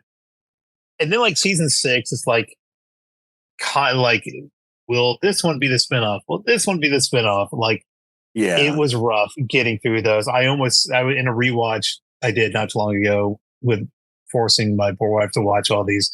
Did you make her watch The Raven? No, I could barely watch The Raven. I tried because I was like in a big Highlander kick, and I'm like, as much as I love it, there's some episodes of season 6, the final season, where I'm like, I may just skip this. There's like one where Duncan's not even in it, but even though I objectively I know Highlander Endgame isn't like great, but I still just love that stupid movie. I just absolutely love it. But the source just tells me it's done. Someone else needs to come. Wasn't the source at some point he was fighting with like a kitchen knife instead of a sword? And I was like, what? He doesn't have a sword, and there's like some weird monster villain instead of like a guy. Wait. Wasn't Edge? Wasn't the Edge in it? Like Edge from wrestling? He was. Oh my gosh, he was in Endgame. That was the good one. Okay, good. Okay, cool. Yeah. And so like there's some like wrestling connection there, which is fun. But so I'm like, after the source and after the Raven, I'm like, as much. And after Highlander 2, the debacle of Highlander 2, like they're aliens, but they're not aliens. Like, I'm like, man, and the Highlander 3, which is fun, but also just added more confusion to the entire lore. I'm like, because Highlander reinvents itself every single time they come out with a new one. Or they have to do like the Renegade edition and try to make things make sense. So speaking of that, that's the first one I ever watched. I was so fucking confused. Yeah, you're like, what's happening? I watched that, and then I watched the TV show, and then I didn't watch the first Highlander till last year, and I was all, really? Oh, what? Yes, I'd never seen the original Highlander. That was like the best movie of all time, right? I agree. It's a good movie. I'm actually working on a comic book that kind of has it takes the things that I thought was confusing about Highlander. I'm like, why the hell would they do that? And I tried to like make a better story out of it. So one of these days I'll and so the thing is, you talk about like watching a movie with like, hey, just a few tweaks, this could be perfect. Highlander's full of that. They're like, they just combined all the good parts of this series and the movies. You could really have a streamlined, really great thing here. Yeah. There can be only one. Stevie. I still don't understand the katana still. I just don't. This is the McLeod sword. And I'm like, what the? Yeah, because he's Irish, obviously.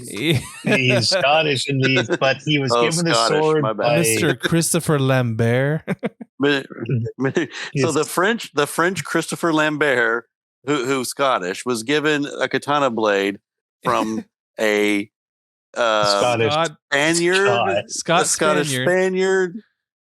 Who says he's Egyptian? It's not like a throwaway line. Don't you know that this is a Spanish accent? Lobos Ramirez. I don't care. I loved it. I like tapping. It didn't have to make sense. It didn't have to make sense. Yeah, the whole movie is done by Queen. Who wants to live forever?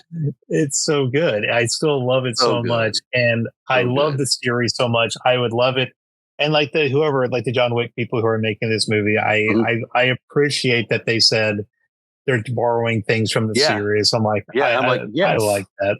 I like that too. Throw the series some love, you know. I have the sword from the series. I have Duncan's sword.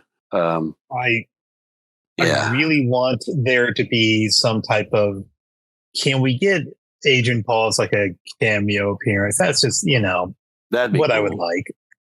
You know, it's funny because like I think I foresee like Henry Cavill being more of a Duncan. So my perfect casting was always to have Thomas Jane be Connor you want Thomas McLeod Jane to be in everything. Well, no, he looked like Christopher Lambert. You know, like what's 2 foot funny shorter is, than everybody. He looked like him. You know, he looked like him. That would play into his advantage. If you can't cut off his head, he's too short. You just too short.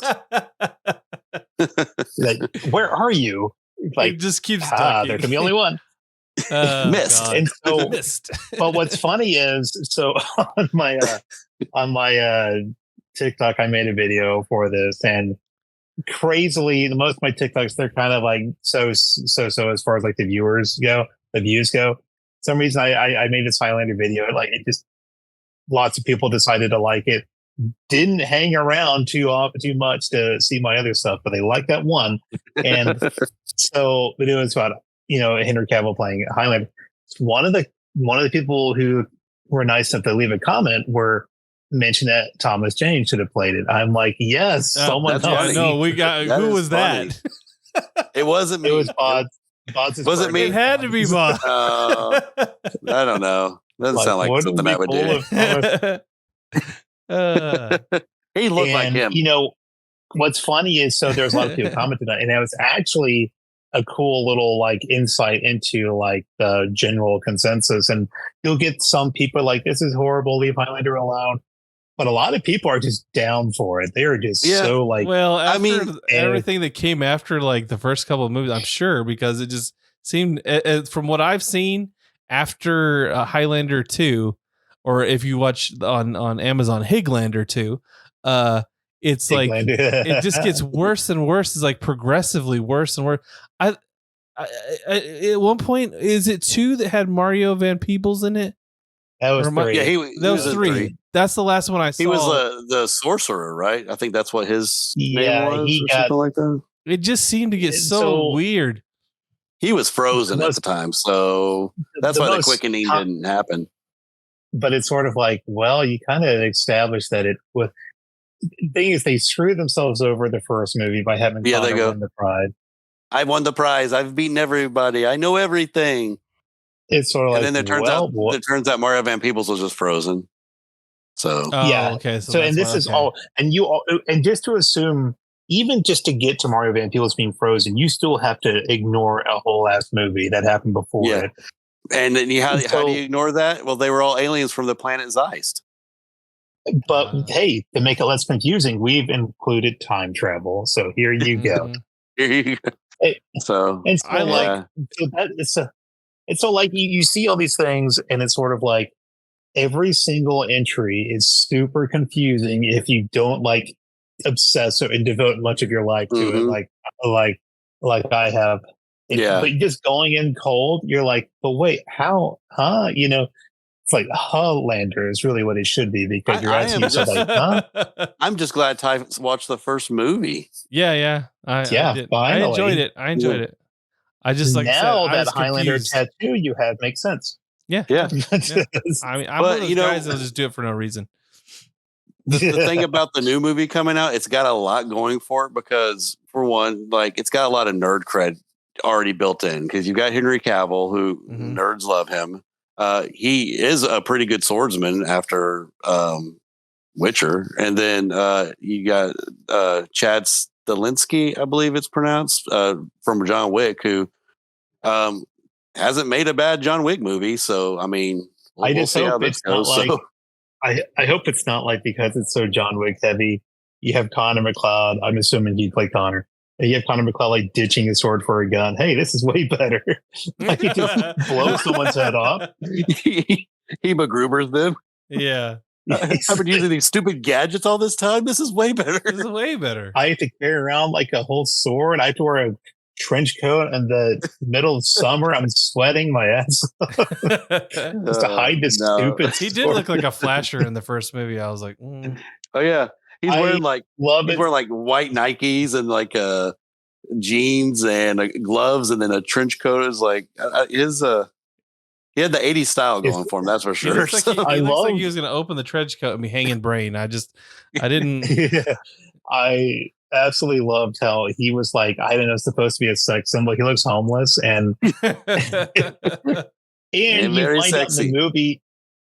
find out in the movie, that he saved a lot of money, and so he's wealthy, but it's actually sort of realistic. He's just so beyond everything. He just doesn't care. Yeah, he looks like he smells. He really looks like he would smell.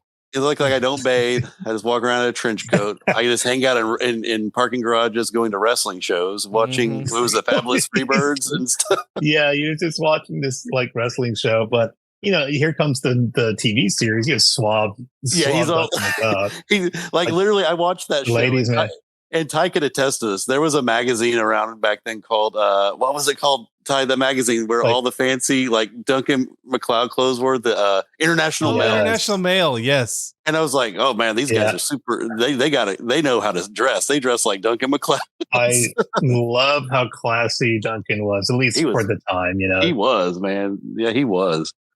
And you know what? They have an opportunity here to really emphasize like the romance angle of Highlander. There's a lot of love stories in Highlander, so I'm thinking if you're going to get some of the female fan base here, Henry Cavill's a good way to get into it. Yeah. Was it you that's put that on the? At least I wouldn't have to try hard to get my wife to go see the next Highlander. You won't have to. It's a way to get everyone to get their girlfriend to watch Highlander. Exactly. We got them to watch Superman. We can get them to watch this stupid shit too. Let's do it. Exactly. That's a gateway drug. Yeah. All right, let's move on to the next topic. And I don't. Oh, this is out of order. Oh, there we go. That was weird. Did I miss one of the things? Yeah, I did. Quick talk here. I'll move back real quick. Actually, I missed one of the topics. Teenage Mutant Ninja Turtles, Mutant Mayhem. I don't want to spend too much time on this. This fucking blew. It was terrible. I hated this movie. I do not recommend it. It's trash. It's just I don't know what the hell Seth Rogen thinks of the Turtles that he would make this pile of trash. It just feels like not my hashtag not my Ninja Turtles. I don't understand what he did to each one of the characters that much. It's the animation is just a sad reflection of or basically a sad shadow of Across the Spider-Verse. Don't recommend this movie. And I know it's coming into the VOD soon, but if you want to skip that one, I would totally flip and skip that thing. Let me ask you how Casey Jones was in it. Yeah, how was Casey Jones? He was great. He was invisible, but he was great. They also had like concept art of Shredder. Who's Shredder? He was not in the movie. It was just the mutants, and it was basically Seth Rogen said it's because when I was a kid, I just remember the toys, and I really liked the toys, and there were a lot of toys, and I wanted to put them all in the movie. And I'm like, okay, whatever. Okay, I guess. Yeah, if you have sequels, you can do that, but you got to establish something in this movie, and he totally didn't do that. And what's funny is like I remember you calling me like in 2012 saying you need to watch this Nickelodeon Turtle show. That was and good. It was good. It was good.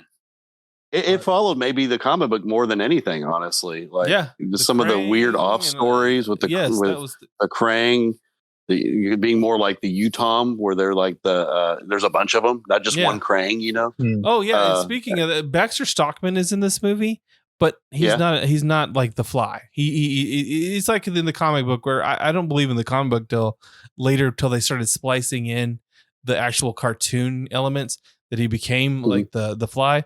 Actually, it was Baxter Stockman. Yeah, that was from. Fly. Baxter Stockman, he was only the fly in like the cartoons and like Archie comics. And I think later, like I think it was in later comics, they actually had Peter. No, it's not Peter Laird. It was Kevin Eastman. I think he came in and he spliced in some of the cartoon elements. And I believe that one of the people he spliced in was Baxter Stockman. I'm not sure about that, but I know he did splice in characters from the cartoons that you didn't really see. I think his big thing was like he was April's boss. I guess initially in the comic book she wasn't a news reporter. She worked as an assistant in his lab. I don't believe and he created the Mousers. That was his big storyline. Yeah, and then later on they go, let's make him a fly, which is now it's like kind of like canon. So if it happened later in the actual no, and here Eastman comics or Laird comics. I think it was Eastman. Yeah. Well, I mean, you have like different eras. You have like the ones where Eastman and Laird were actually doing it together. And then you had Eastman step away to do Heavy Metal and Kitchen Sink, and then he comes back and I think he did some stuff. But if you want a really good history of like what happened to the Turtles, go watch Razorfist channel. He's got a really good Razorfist versus Turtles comics. He does a really good synopsis of what happened to the Turtles. But this movie's trash. I would not watch it. I actually got to see it for free, thank God, because I just did not care for this movie. I think they made him too young. I think all the mutants in it was just overwhelming, and it just was not really worth watching. So I would say this is a good one to skip. But, and you heard it here first, kids. If you don't know about a movie, sneak into it like Ty did. Don't pay for it. That's the way we do things here in the hood. No.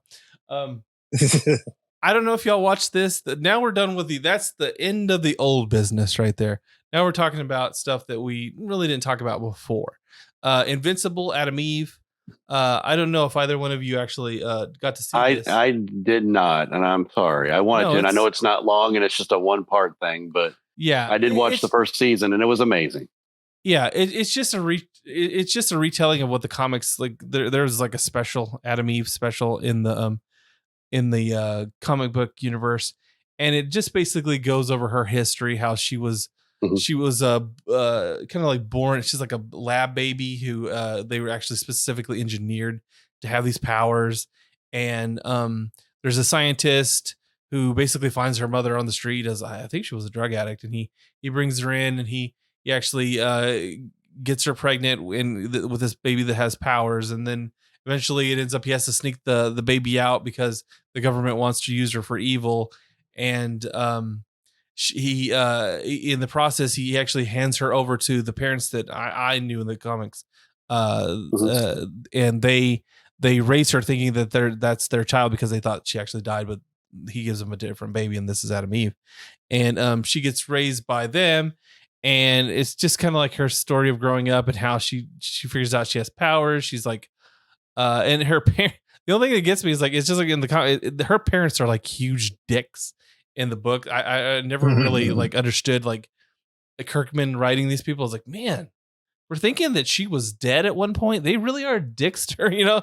You think if they had like one child that they would be like super like, oh sweetheart, you can do nothing wrong. I would think that would be the angle you would take as a writer, where you'd say like she was overcoddled or something like that. Yeah, but here they're like, you're a freak.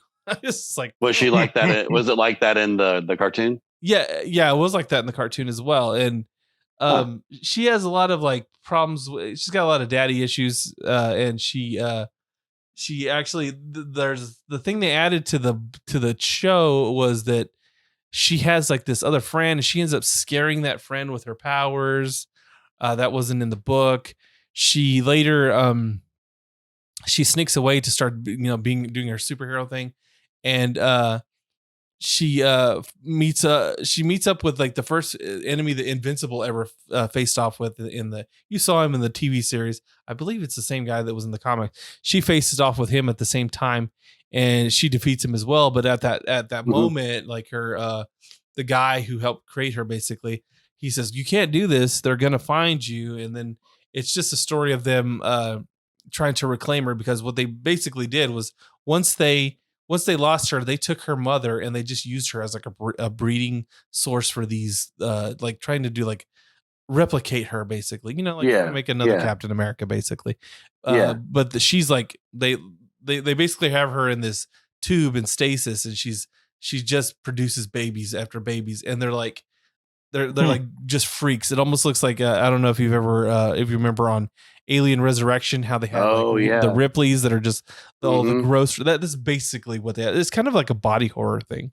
Yeah, and it sounds kind of like X-23, like she was like grown in a lab and stuff like that, and I think she had like a biological. I can't remember, but it sounds a little bit like that. You know, they're trying to replicate her, make her a Wolverine. You know. Well, and it's exactly what they're trying to do. They're just trying to recreate an Atom Eve, and eventually she the guy who's played by is his name Rance Hendricks, the guy who just recently passed away, the black guy from Lance Reddick.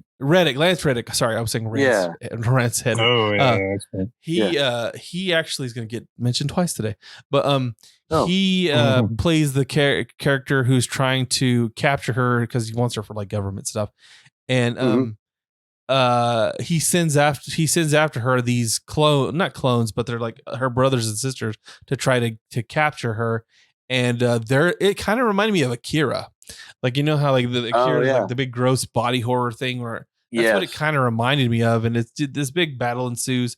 She finally wins, and she I think she actually gets I can't remember at the end. I can't remember if she gets captured or not, or if she gets to go home. I don't honestly remember. Well, does this take place like between seasons, or? Yeah, she was a child in this. So if you look at the graphic here, that's not as young as she was. She was a little girl, and the stuff where she's in the Invincible TV show and in the comic, she's part of a smaller group called what the hell? Because you have the Guardians of the Globe, and I think they're like I cannot remember their names. It's almost like it kind of reminded me of the New Warriors. Because it's like a group of teenage superheroes. I honestly can't remember what their group was called. It's like teenage something, I don't remember. Or Teen Titans is kind of what the DC equivalent would be. But so she was there with like Rexplode and Robot and all that stuff. But I liked Rexplode. Yeah, Rexplode's awesome. But this thing just kind of it's just basically a telling of her. It's kind of her origin story without having to do it in the main line comic. And to be honest, a lot of that was the way the comic was for the most part, like the original Invincible series. You didn't get a lot of that except for like people like Robot. You get Robot's origin story because you're in the midst of it, because it's part of the main story, which I like, because one of the things I don't like about most any kind of movie or comic animation is the retelling of the source origin. The origin. I don't like it because I already know it, and I know for some people that they don't know it, so that's a good thing for them. But I kind of hate that, and that's one thing I always appreciated about Invincible. Agreed. Yeah, and I think going back to like Batman, like. We all know how he becomes Batman. Yeah. We don't need to see it anymore. You don't need to see it. And Spider-Man too. Spider-Man also, don't need to see it. Yeah. I think it was okay in Into the Spider-Verse because, Miles is kind of a quote unquote new character. Yeah, but, no, it's fine for him. Like, we should know. I mean, that would be uber. But they did it clever. Remember that each person basically told you a short, like, I was the one and only Spider-Man, and they would tell you their short little thing. I enjoyed it like that because it was just a quick recap. That's all you need. But that's what I enjoy about Kirkman's Invincible is a lot of it was told either told during the story or it was alluded to in a side, or sorry, it was completely told in a side issue. They didn't make it mainline because you could take a whole issue doing that, and you don't want to do that because it's necessary. So they didn't make the mistake of The Last of Us, where they devoted this whole needless filler episode and then whined about it when people called it filler. Yes, exactly.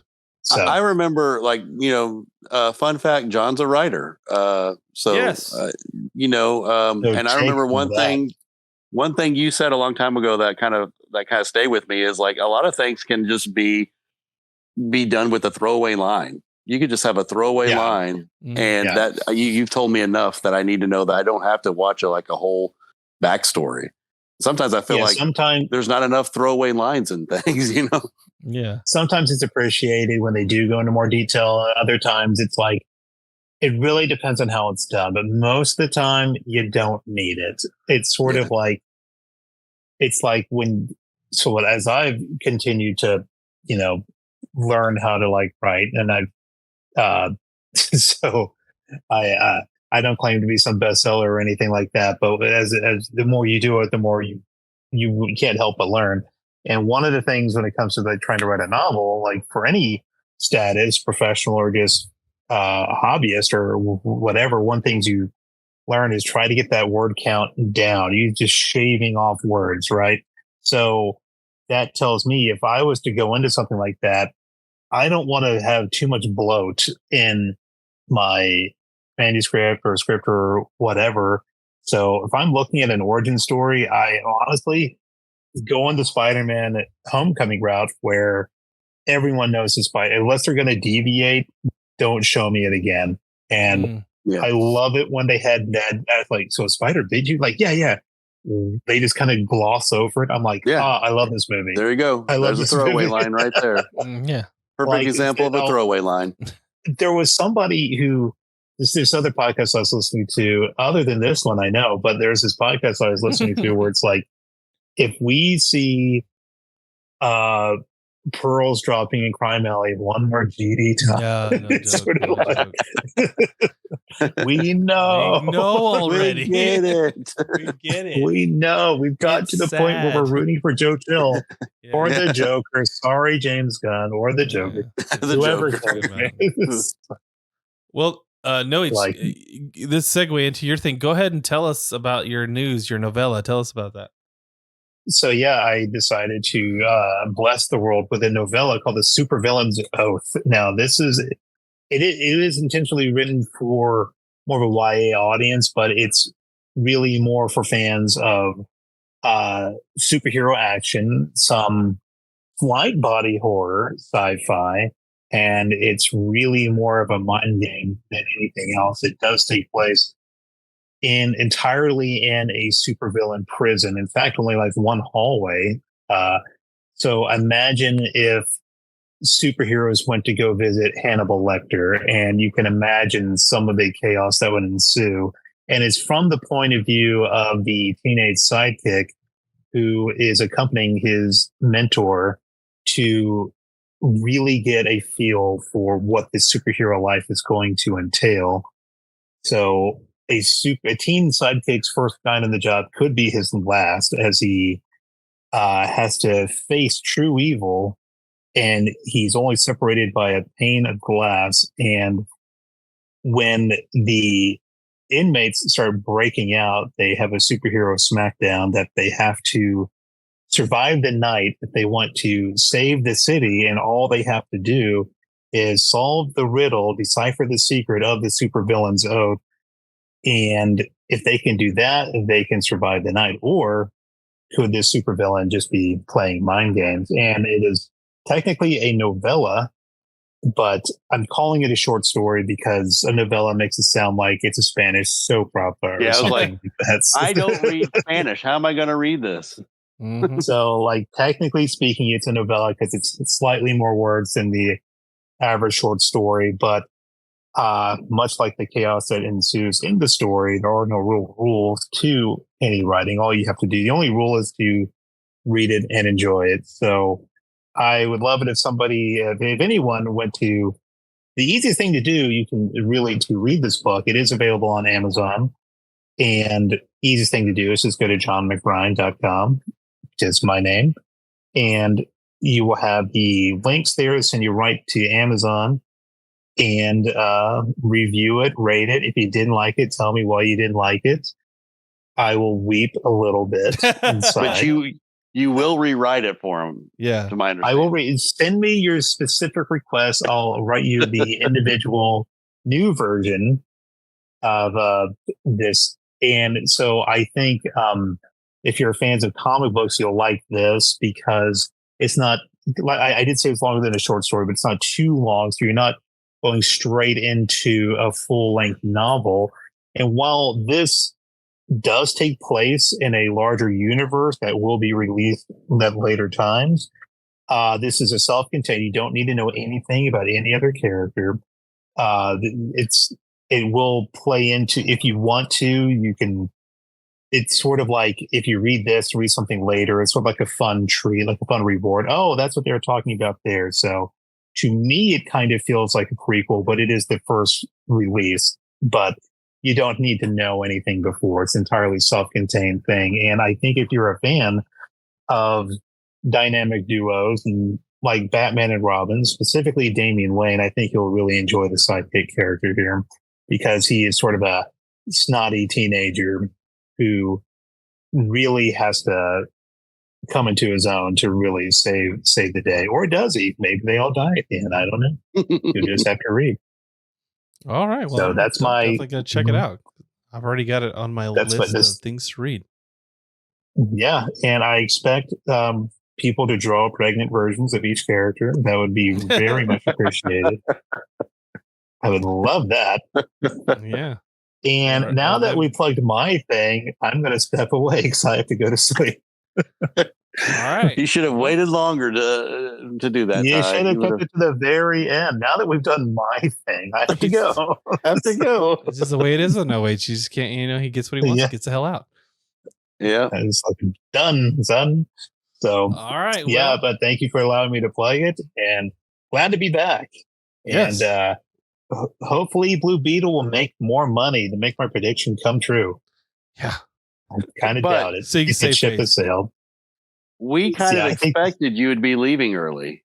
So Ty did something. I know. Ty did something. I did do something. And hopefully it's all go for it, Dodds. Night, everybody. Nighty-night, no H. All right, guys. I will talk to you soon. All right, see ya. All right. So, Middle-Aged Mutant Knights is where it gets serious. We talk about the serious issues. Yeah, just the what do you think? What do you think's going on with our country? yeah. I have the buzzer. No, not that right now.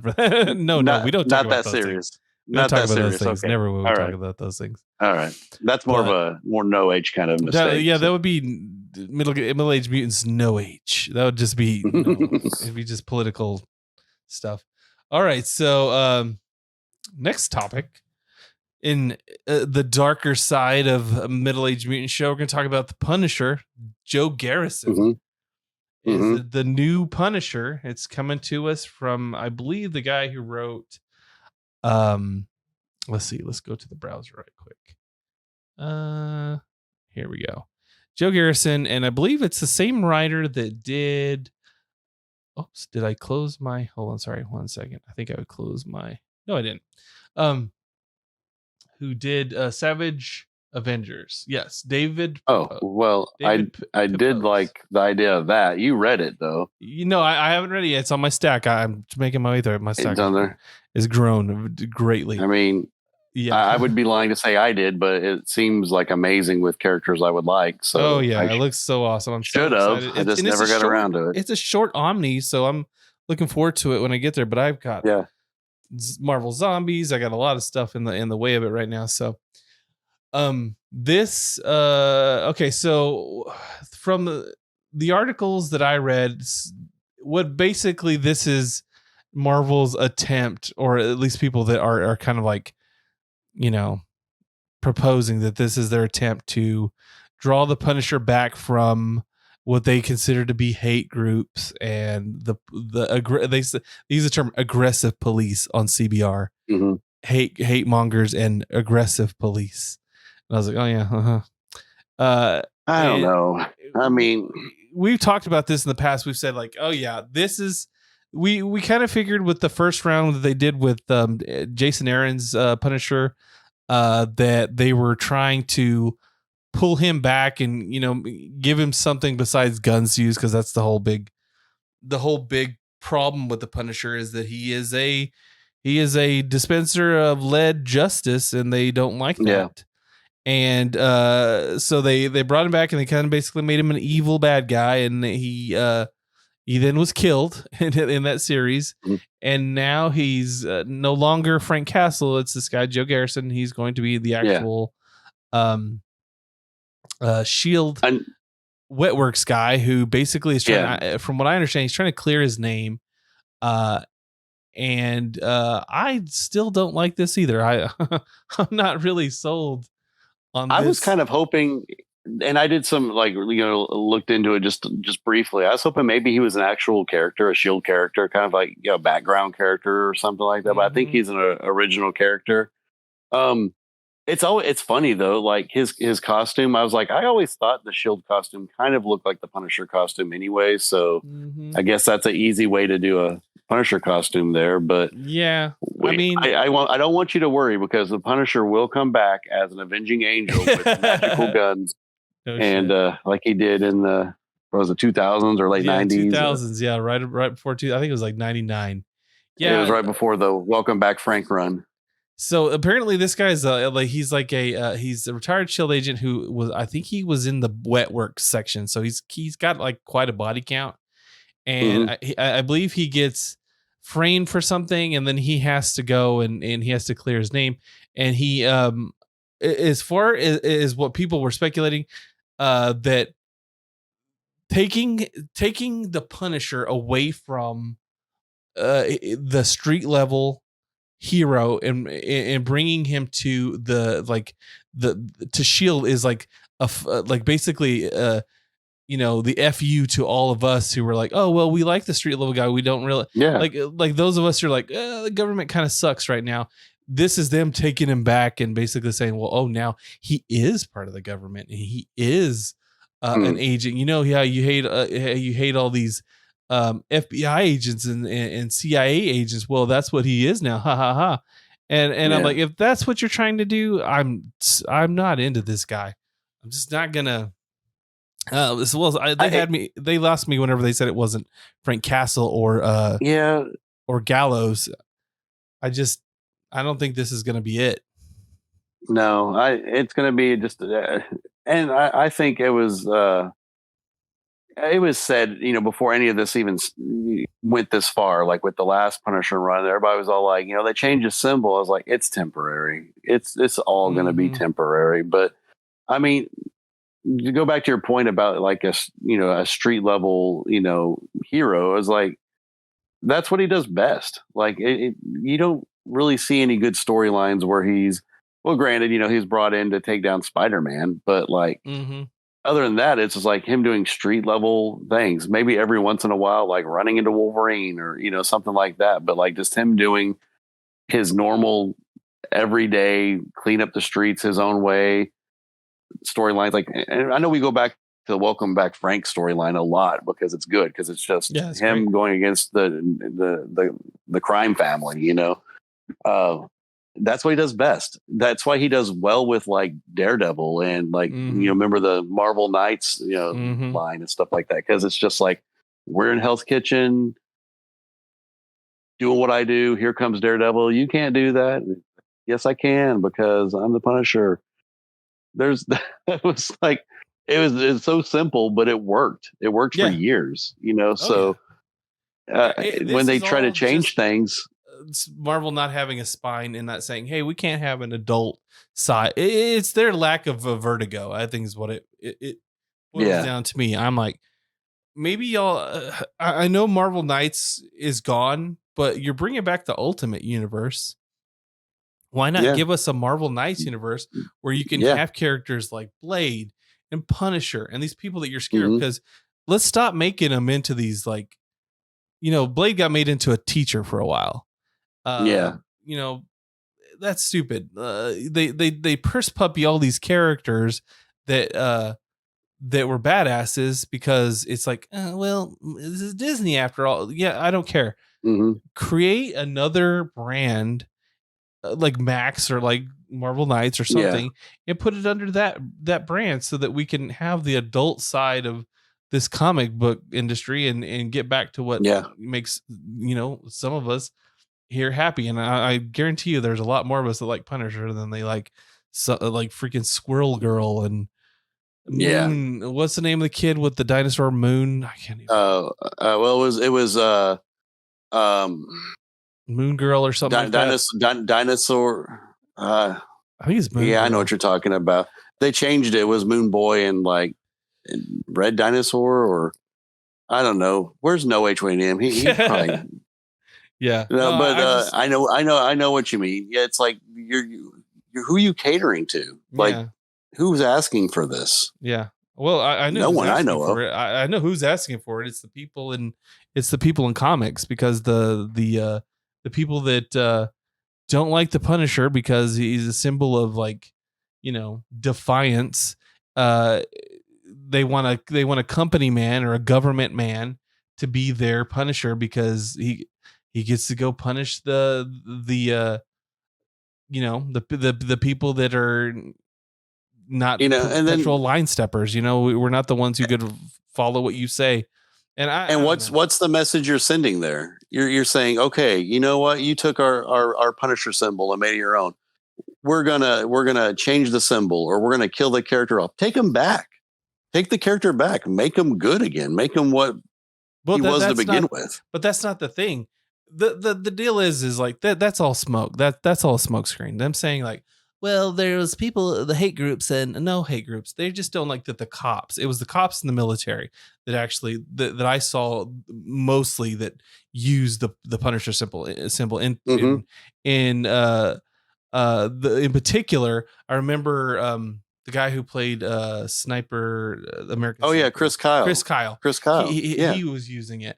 It's those kind of guys, and they don't like that because he's slanted kind of in a conservative direction, and they hate that because they, whether they like it or not everybody thinks the way they do, and they hate that. So if you have like a government agent that's like your guy, I guess that's their, at least. It's funny because I read this Yahoo story about it. The one that's really crappy is the CBR one, where they're basically saying like, well, if we just take him back and we make him like a government agent, because they keep saying the far right wing doesn't traditionally trust the government. This is us taking Punisher back, and I'm like, no, so stupid. I just want my Punisher back the way he was. Exactly. Like well, I think what's going to happen is I think Frank will be gone for a little while, and he'll come back because they just can't help it. But in the meantime, we're going to see a lot of like not really the Iron Age versions of Punisher-like characters come out and take his place. I know Chuck Dixon's working on one. There's a couple others that are coming out, so I think we're going to just see replacements and just the traditional Punisher. That's too bad. I mean, instead of just making the character the way he was that people liked to begin with, you decide to just go and make something else up and change things just because. I don't know. I feel bad for the Punisher. He just gets dragged through the mud constantly. So yeah, it's like he's a cool character. He's been around since the 70s. Yeah. So, I mean, obviously, he's doing something right. He's for resilient. being He's very resilient. A one-shot character that was there to that was hired by the Jackal to kill. Yeah, to kill Spider-Man. Yeah, so freaking random, and then like he became just this big anti-hero. Yeah, and that's what the 90s was all about. Like all the characters, they're like, you got Wolverine was an anti-hero. You got everything from Image. Yeah, and like it was working. So why are we changing it? So well, it's because I don't know. The left wing does not like Punisher. That's basically the long and the short of it. The left wing does not like the Punisher as he was, because one reason or another. Well, we all know the reasons why, but it worked. I'm just saying it's worked this long. Oh, it will come back. It'll come back. Go back to the Garth Ennis run, and like you'll just. It's amazing. Like that run was like just down to earth Punisher. I mean, I don't remember anything overly political in it. It just was a good story. Just him going against crime. Is there something wrong with that? So I don't know. Well, but we'll see. I think we'll see Frank Castle again. We'll see him again.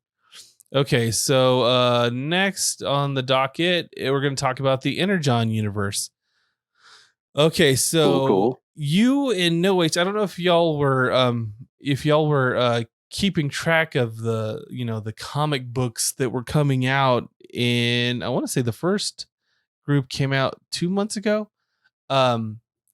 So Skybound took the Hasbro license basically, and so they're coming out with so far. One is already out, but it's 4 new series. One of them, I think 2 of them are limited, and 2 of them are ongoing, as far as I understand. The first books that came out are called Void Rivals, and at first, when you read them, you'd be like, "Well, that's this. What does this have to do with the Transformers?" Yeah, because it's very like enemy. You remember that movie Enemy Mine with yes, love that movie. Is it Randy Quaid? No, it's not Randy Quaid. It's no, that'd be Cousin Eddie from yeah. That'd be a totally different movie. I would watch it. What's his name? Dennis Quaid. Okay, so it's Dennis Quaid, yeah, and Lou Gossett Jr. And it's kind of a story like that. You have two races that end up on the same planet together, and they're it's you can see the picture right here. These two, like right here, they are from 2 like fighting races, and they end up on the same planet by happenstance, and they're stranded there, and they have to work together. The only one there with them other than them 2 is the guy. He's on the lower part of this. He has this glove. It's called I think it's called the Handroid, and it's basically just a talking glove. And they have to stick together. They just vehemently hate each other, but they have to stick together to survive. And it's them building a ship to get off the planet. Well, while they're searching this planet for stuff they can use, they actually came across Jetfire. Oh, snap! And Jetfire had been he had been, I guess, either not functioning on the planet for a while, for like a long time. When they woke him up, he was like, "Oh my god!" He's like, "Yeah, he's got to take off," and he immediately left there, I guess, to head back to Cybertron. So far, I mean, not a lot has happened. They did end up running into another race in the last issue that I read. I don't know if it was 2. I think 3 is already out. But they ended up meeting up with another race. They did fix their ship. They did fix a ship. They actually, I think they took parts from both their ships and basically repaired one so they could take off. And they were like, well, we could get rescued. And they ended up getting picked up by another ship. And I think it was a hostile race. And that's kind of where I left the book off. So not a whole lot has happened yet, but I'm interested. As soon as I saw Jetfire, I was like, "Yep, this is awesome." I'm like, "That's cool." Jetfire could have totally given him a ride, but now he's like, "I gotta go." That's what I was sitting there. I was like, "Oh yeah." So sorry guys, I really gotta go. that is pretty interesting because like in the old 80s cartoon, like they find him like I think frozen in a cave or something. He wasn't operational for years. He was like frozen in the ice and like and then Jetfire was right? And they're like he couldn't, I guess, remember or something like that. And then like Starscream comes along, it's my old friend Jetfire, and like and he was like a Decepticon originally, but he's like, no thanks, miss me with that. I'm gonna be an Autobot planes, now. Right? Most of the Decepticons, the ranks are planes. Yeah, if you ever notice, like back then, and I don't know if it was like intentional, but all the Decepticons could fly. Yeah, but the Autobots were like, I'm stuck here unless my trailer transforms into something I can fly with. But yeah, I always thought that was kind of interesting. Like bad guys can fly, but the good guys have to be grounded. Yeah. Well, they were the Autobots. You have to make them underdogs. I'm surprised they didn't call them like the aerial bots versus the Autobots because the aerial bots. Yeah. Because I mean, Autobots is fine, but I mean, Decepticon, it's like deceit versus auto. You're a bad guy when it says like Decept in your name. Yeah. But so Void Rivals is the thing. It's out currently, and then in a few months, I want to say is it next week? Hold on, I don't think it's next week. It's quite soon though. we're gonna see Transformers issue 1, and I'm just checking my leagues of Wait, and because Void Rivals 4 is coming out on September 27th, and who's doing this? It's Skybound, so it's Robert Kirkman's outfit. It's Robert Kirkman. Oh, Robert Kirkman is actually writing Walking Dead. Yeah, Robert Kirkman's actually writing the Void Rivals series. From what, he's the one writing Void Rivals, and then the next release is going to be on October 4th, and that's where we're going to see the all new Transformers series start. And the writer of the series he's the writer and the artist. His name is Daniel Warren Johnson. I don't know him, but everybody was talking about him, had glowing things to say. So yeah, he was pretty nice. I met him. We're good friends. And then let's see. After that, we're supposed to get a Duke comic book, and a prequel to G.I. Joe, or so right here it says it expands the universe in December with Duke 1. It's a limited series from Joshua Williamson, Tom Riley, and Jordi Belair. It says it says the story that you've never read before, the origins of G.I. Joe and Cobra in a world Cobra grappling with the arrival of the Autobots and the Decepticons. That's kind of cool. Yeah. It says when I remember the Marvel comics, they would like crossover. Oh yeah, all the time back in the day. It says when Conrad S. Hauser investigates the mysteries behind the Transformers, the answers will lead to the birth of forces of good and evil that the world never imagined. So I wonder how much of it's going to be about G.I. Joe, and wonder how much it's going to be about the Transformers. More about Duke. I'm hoping it's kind of like we leave the Transformers to the Transformers, and just, if we're going to do a G.I. Joe, let's just do G.I. Joe. And then it says in January, we're going to get the Cobra Commander comic book, and it's done by Joshua Williamson, which I thought he's the same guy that did Duke. Duke. And it says where Cobra doesn't exist, one man's sinister plan to utilize the mysteries of a mysterious alien substance known as Energon will send shockwaves across the globe. Okay, so I guess it really is the Energon universe. They're going to actually try to weave that into all of these comic books, which is cool. I mean, I guess if you have to wind it all up, that's cool.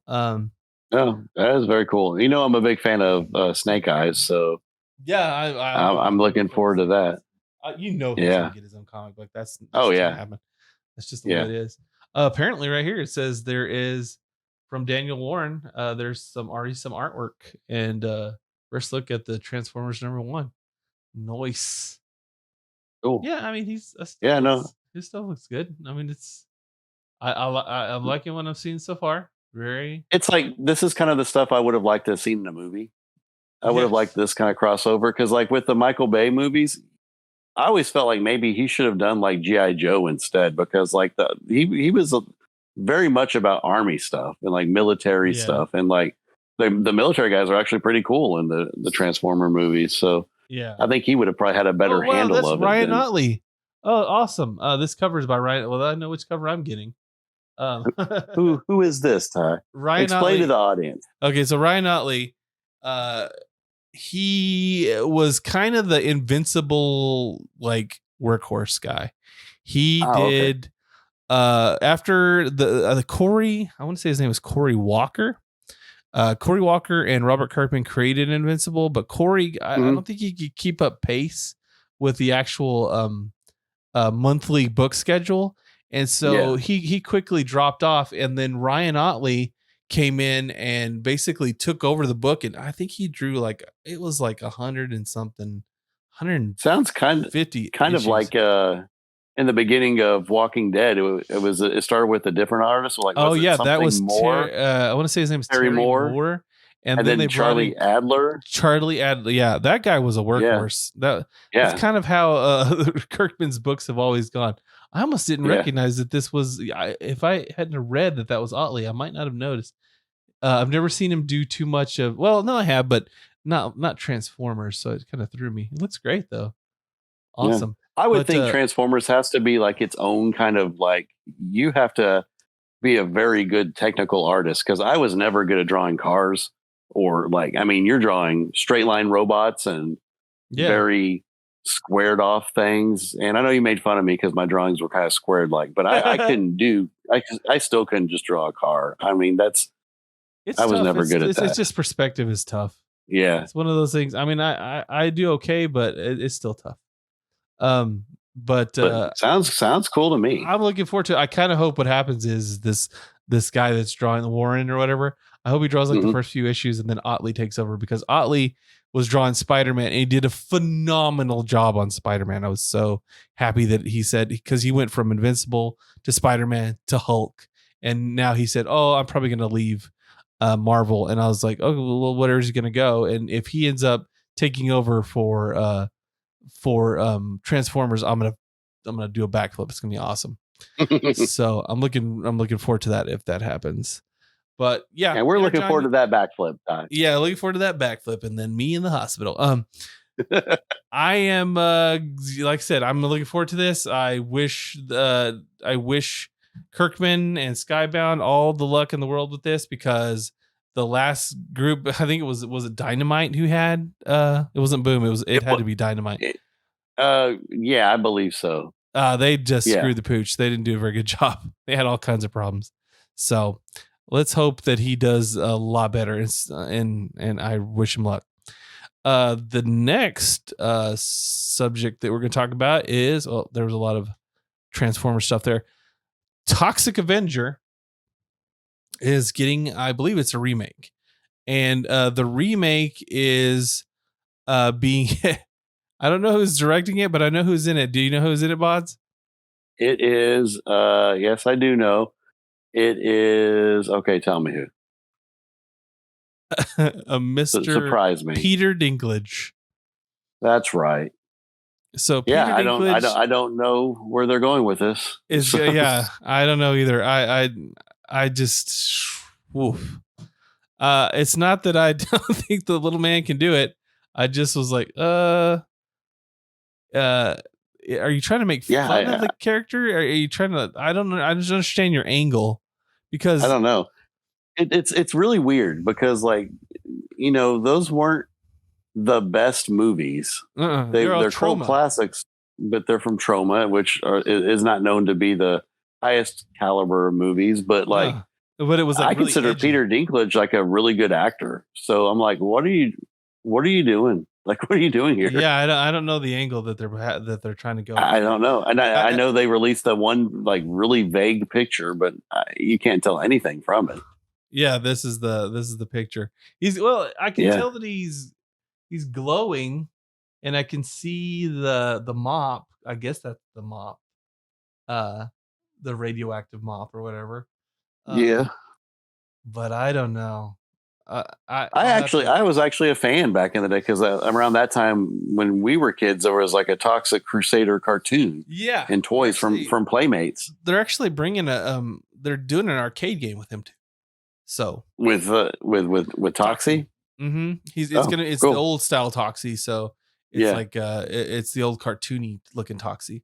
So I'm excited for that. They're also doing. We just talked about G.I. Joe.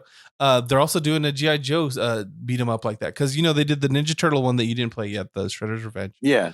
They're doing Toxic Avenger, and they're also doing G.I. Joe. So it's the same company. No, it's not the same company, but it's the same style of game. It's that old same style. Okay. The old beat 'em up game. So they're these retro games are selling. I love them, because we were way into that. I mean, Mortal Kombat, we were way into that kind of stuff. So more power to him. I say good luck, Peter. I don't know, as long as you're not doing a British accent, I'm sure you'll do well, because that seems to be the only thing you can't do. But I think he's a good actor, but I think he's kind of an asshole, because of the whole pulling the ladder up behind him kind of thing with all the other dwarves. He's like, they shouldn't, little people shouldn't be cast as typecast as dwarf, but sometimes they just want a job. Yeah. Can't they get a job, Peter? Yeah. Can't they just get a job? But anyways, whatever. I haven't read anything else about this. I just know that it's happening. No, yeah, I remember like a little blurb about it, and that was the little picture I saw, and I totally forgot it was Peter Dinklage. Next topic, Mr. Johnny Hardwick sadly passed away. The character voice for Dale Gribble. And I was like, wow, this is actually pretty close. I was a medium. I would consider myself like a middling fan of King of the Hill. I did enjoy it. I would say I didn't watch like the later seasons. I just watched kind of like the first maybe 5 or 6. You know, do you remember this at least? Like I remember when it first came out, and then when we were in college, my mom would record Sunday shows for us because we didn't have cable. So she'd record Fox Sundays, and we would get to watch like Animation Domination or whatever it was back then. I don't think it's even called that, but it was like she would record like 70s show and then like Simpsons and King of the Hill. And like, I mean, for a while I there was a lot I didn't see, and I went back and watched it when it was on Netflix, and I finally got to watch it all. And I love it. And especially like it's very topical to like where I live. So I'm like, yeah, that's pretty accurate. There was one episode where they're having a barbecue, and it starts like a little tiny bit of snow starts coming down, and they start freaking out and wrecking in the parking lot and everything. I was like, that's pretty accurate. That's pretty accurate where I live. So we're not used to snow, but yeah, that sucks because I know they were in talks of, and I don't know if they've done anything like filming or like voice overs and stuff. They were talking about bringing it back. So yeah, I would hate for them to have recast. He's such a classic character. He's such a classic voice. He is. Yeah. He's and I don't think you could bring that back. The one and only. Yeah. But I do so wish him Godspeed and rest in peace. I enjoyed his character. I think Noah actually had something to say on this because I think he knew him through somebody through the comedy circuit or something like that. He was telling us. I think so. Because he was a comedian and he I think maybe actually knew someone who knew him or maybe met him or something like that. But I don't know. I could be just making stuff up to make No Age sound better than he is. And so you're welcome. I thought he was more of a musician than a comedian, but I guess it's he could have been both, to be honest. These days you could mix it, be like a Bo Burnham or a Rodney Carrington, yeah. But Rodney Carrington, yeah, poor Rodney Carrington, he's messed his life up. And now on to video game news. I mean, this is the part that No H would have absolutely nothing to talk about. He's like, I don't care. He's all peace out. I don't know what to say about this kind of stuff, guys. Sorry. So he cannot play video games because of his motion sickness. Because it makes him sick. Yeah. So what a loser. What a loser. What an old man. We're old man. So Spider-Man 2 got its I guess it's like third round of like trailers, and the new one sports you watch these, right, Bods? Did you see the new trailers? No. Okay. I guess I saw the latest one. I can put it on. Let's just see. We might have to cover this up in the end because you know how the YouTube. Well, I can't see anything streaming anyways. There's no streaming thing on my. There's no stream for you? Okay, then we won't even bother with this. But I do want you to watch and describe it to me. Yeah, in great detail. If I was blind, for our blind viewers. So Spider-Man 2 is coming out. And I believe it's going to be, let me just double check make sure that I'm not lying to the audience here. Spider-Man 2 release date. I know it's coming soon. It's like the end of September, I want to say. No, actually, it's October 20th. So, as far as I know now, the characters that we're going to see in Spider-Man 2 are going to be Kraven the Hunter, a version of Venom, and there's rumblings that also you're going to see the Green Goblin. And these are just like fringe stuff that I heard about that. But and also Lizard. the lizard is going to be in this comic. I mean, in this game as well. I know that you haven't actually played this. Your son played this more than I don't know if played you it for me. I started with him, and then he just went all out and stuff. And it's okay because I remember at the time I was playing Red Dead Redemption, so I was all about that. And so he played that, but I gleaned some stuff from it, and it was kind of reminded me of like the Arkham games where it has its own story. Like it's kind of like its own retelling of it or its own version of it. And I thought that was neat. So yeah, because in the game, from what I've gleaned from the trailers, it's not actually going to be our traditional like Eddie Brock version of Venom. It's actually I think it's going to be Harry Osborn. Because in the first game, Harry is we do hear from him. There's all these missions where you're basically it's like these little it's kind of these like touchy feely environmental missions where you have to they poison this harbor and you have to go in there and drop all this stuff. He was helping Oscorp or he's working for him or something like that. He was basically carrying on his mom's work. She was like a hippie and like so was he, and he's got to carry on, and he has all these little they're almost like huts on the top of buildings where it's doing research, and as Spider-Man, to get extra points for your costume and all that, you would go up there, you would complete these missions. So Harry was alluded to in the first game. But in this one, he seems to be a main character. His dad is played by the guy who plays Drake from Aliens. I can never remember that guy's name. Oh, yeah. Me neither. I know exactly what you're talking about. But he's playing his father. And who else? I don't know who's playing Kraven the Hunter. It honestly doesn't look like anybody because they model everybody's face these days. I couldn't really tell who was playing that character. I'm looking up right now. Aaron Johnson Taylor, is that his name from the Kraven movie? To hit the Kraven craze that's sweeping the nation. Who's bitten by a radioactive lion. Actually, that is hilarious. When I saw that we didn't get to do. I don't think we did anything on that, but that made me laugh out loud. Yeah. Oh, so Mark Rolston is playing Norman. Oh, Osborn. Mark Rolston. Yep. Okay, so and then Tony Todd is playing Venom, but Venom voice. But the voice, which is pretty perfect. And then the kid who's playing Harry Osborn, I don't know. It says his name is Graham Phillips. Don't know that guy. The Graham Phillips. Let's see who else. There, Yuri Watanabe is going to be in the movie. In the game again, and I believe she's playing the character.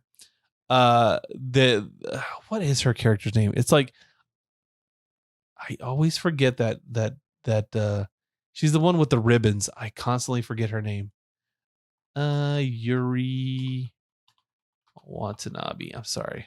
Watanabe. Wraith. That's who she's playing. So I saw in the trailer, it looked like the character had changed, but I was pretty sure that it was the Wraith. And so that they kind of, in the first game, you work a lot with Watanabe. And so I was like, well, at some point they're going to be bringing in the Wraith. So I think this is the movie where they're bringing in Martin Lee again, who played Negative Man, or whatever his name is. I can never remember his name either. So it's looking like they're gonna tie in a lot of the stuff from the first game. So we're gonna have a carry through of all the they're gonna have like Black Cat and I'm wondering if they're gonna have Taskmaster. Oh yeah, they do. Taskmaster coming back as well. Mary Jane Watson. I'm hoping we don't have as many missions with her as we had in the last game, because she was a reporter in this one. I'm sorry, in the first one, and you had to sneak around to get clues with her, and it was it was okay. That really slowed down the game.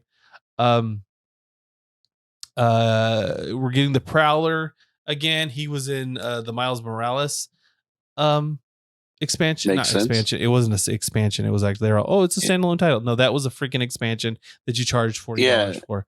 It was a very short game, to my understanding. Yeah, it was very short. It wasn't not the best. It had like the second. I guess he would be the second villain that Spider-Man ever fought. The Tinkerer. I guess he would be the first like super villain that Spider-Man ever fought. But yeah, it was a fun game. I'm looking forward to this title. I don't know. I'm kind of hoping it leans more on Peter Parker than it does on Miles Morales, or that you could make that choice. Like you would rather play like a more heavy, like let's say like they went for more of an angle like Resident Evil 2, where you could play as the whole campaign as Leon or Claire. I'm kind of hoping that, because I am not into Miles. The more they try to push Miles down our throats, the more I'm like, I just don't really like playing as him. I kind of would rather it be like rather it be Spider-Man 2099, because I just feel like his powers are just far too similar to Peter's, and they were so similar in fact that they're like, he can also turn invisible and he can make by electricity with his body. I'm like, yeah. That's kind of like trying to save face that you basically ripped off a character. And haven't we done this so many times before? I mean, the Jackal created all those clones. God, do we have to do that all over again? Maybe that's just me. But I am looking forward to this. I am a little bit worried that it's going to be another. When you played Miles Morales right after having had played the original Spider-Man, you're like, wow, I just got through playing this and now I'm just playing more of this. So I'm a little bit worried that's going to happen with this game too. I'm hoping the Venom powers, because Peter Parker does get the Venom symbiote. So I'm kind of, I did see that really shakes it up, and I'm hoping that really adds a lot of like gameplay features that, make it seem different enough from the first game. And who doesn't want to play might make it cool. Black costume? Who doesn't want to play in the black costume? You look cool. What should like the gameplay be like horrible with it? You're like, I want to just get back to my normal powers. Yeah, It probably won't. But it's like, like that would be a disappointment. But I doubt it. It sounds pretty awesome. Well, fellow mutants, if you made it this far, I really appreciate you. But I had to stop the video at this point because the audio got really bad towards the end. But I really would like to thank you for listening to this episode of the Middle Aged Mutant Show, and we will definitely see you again next week.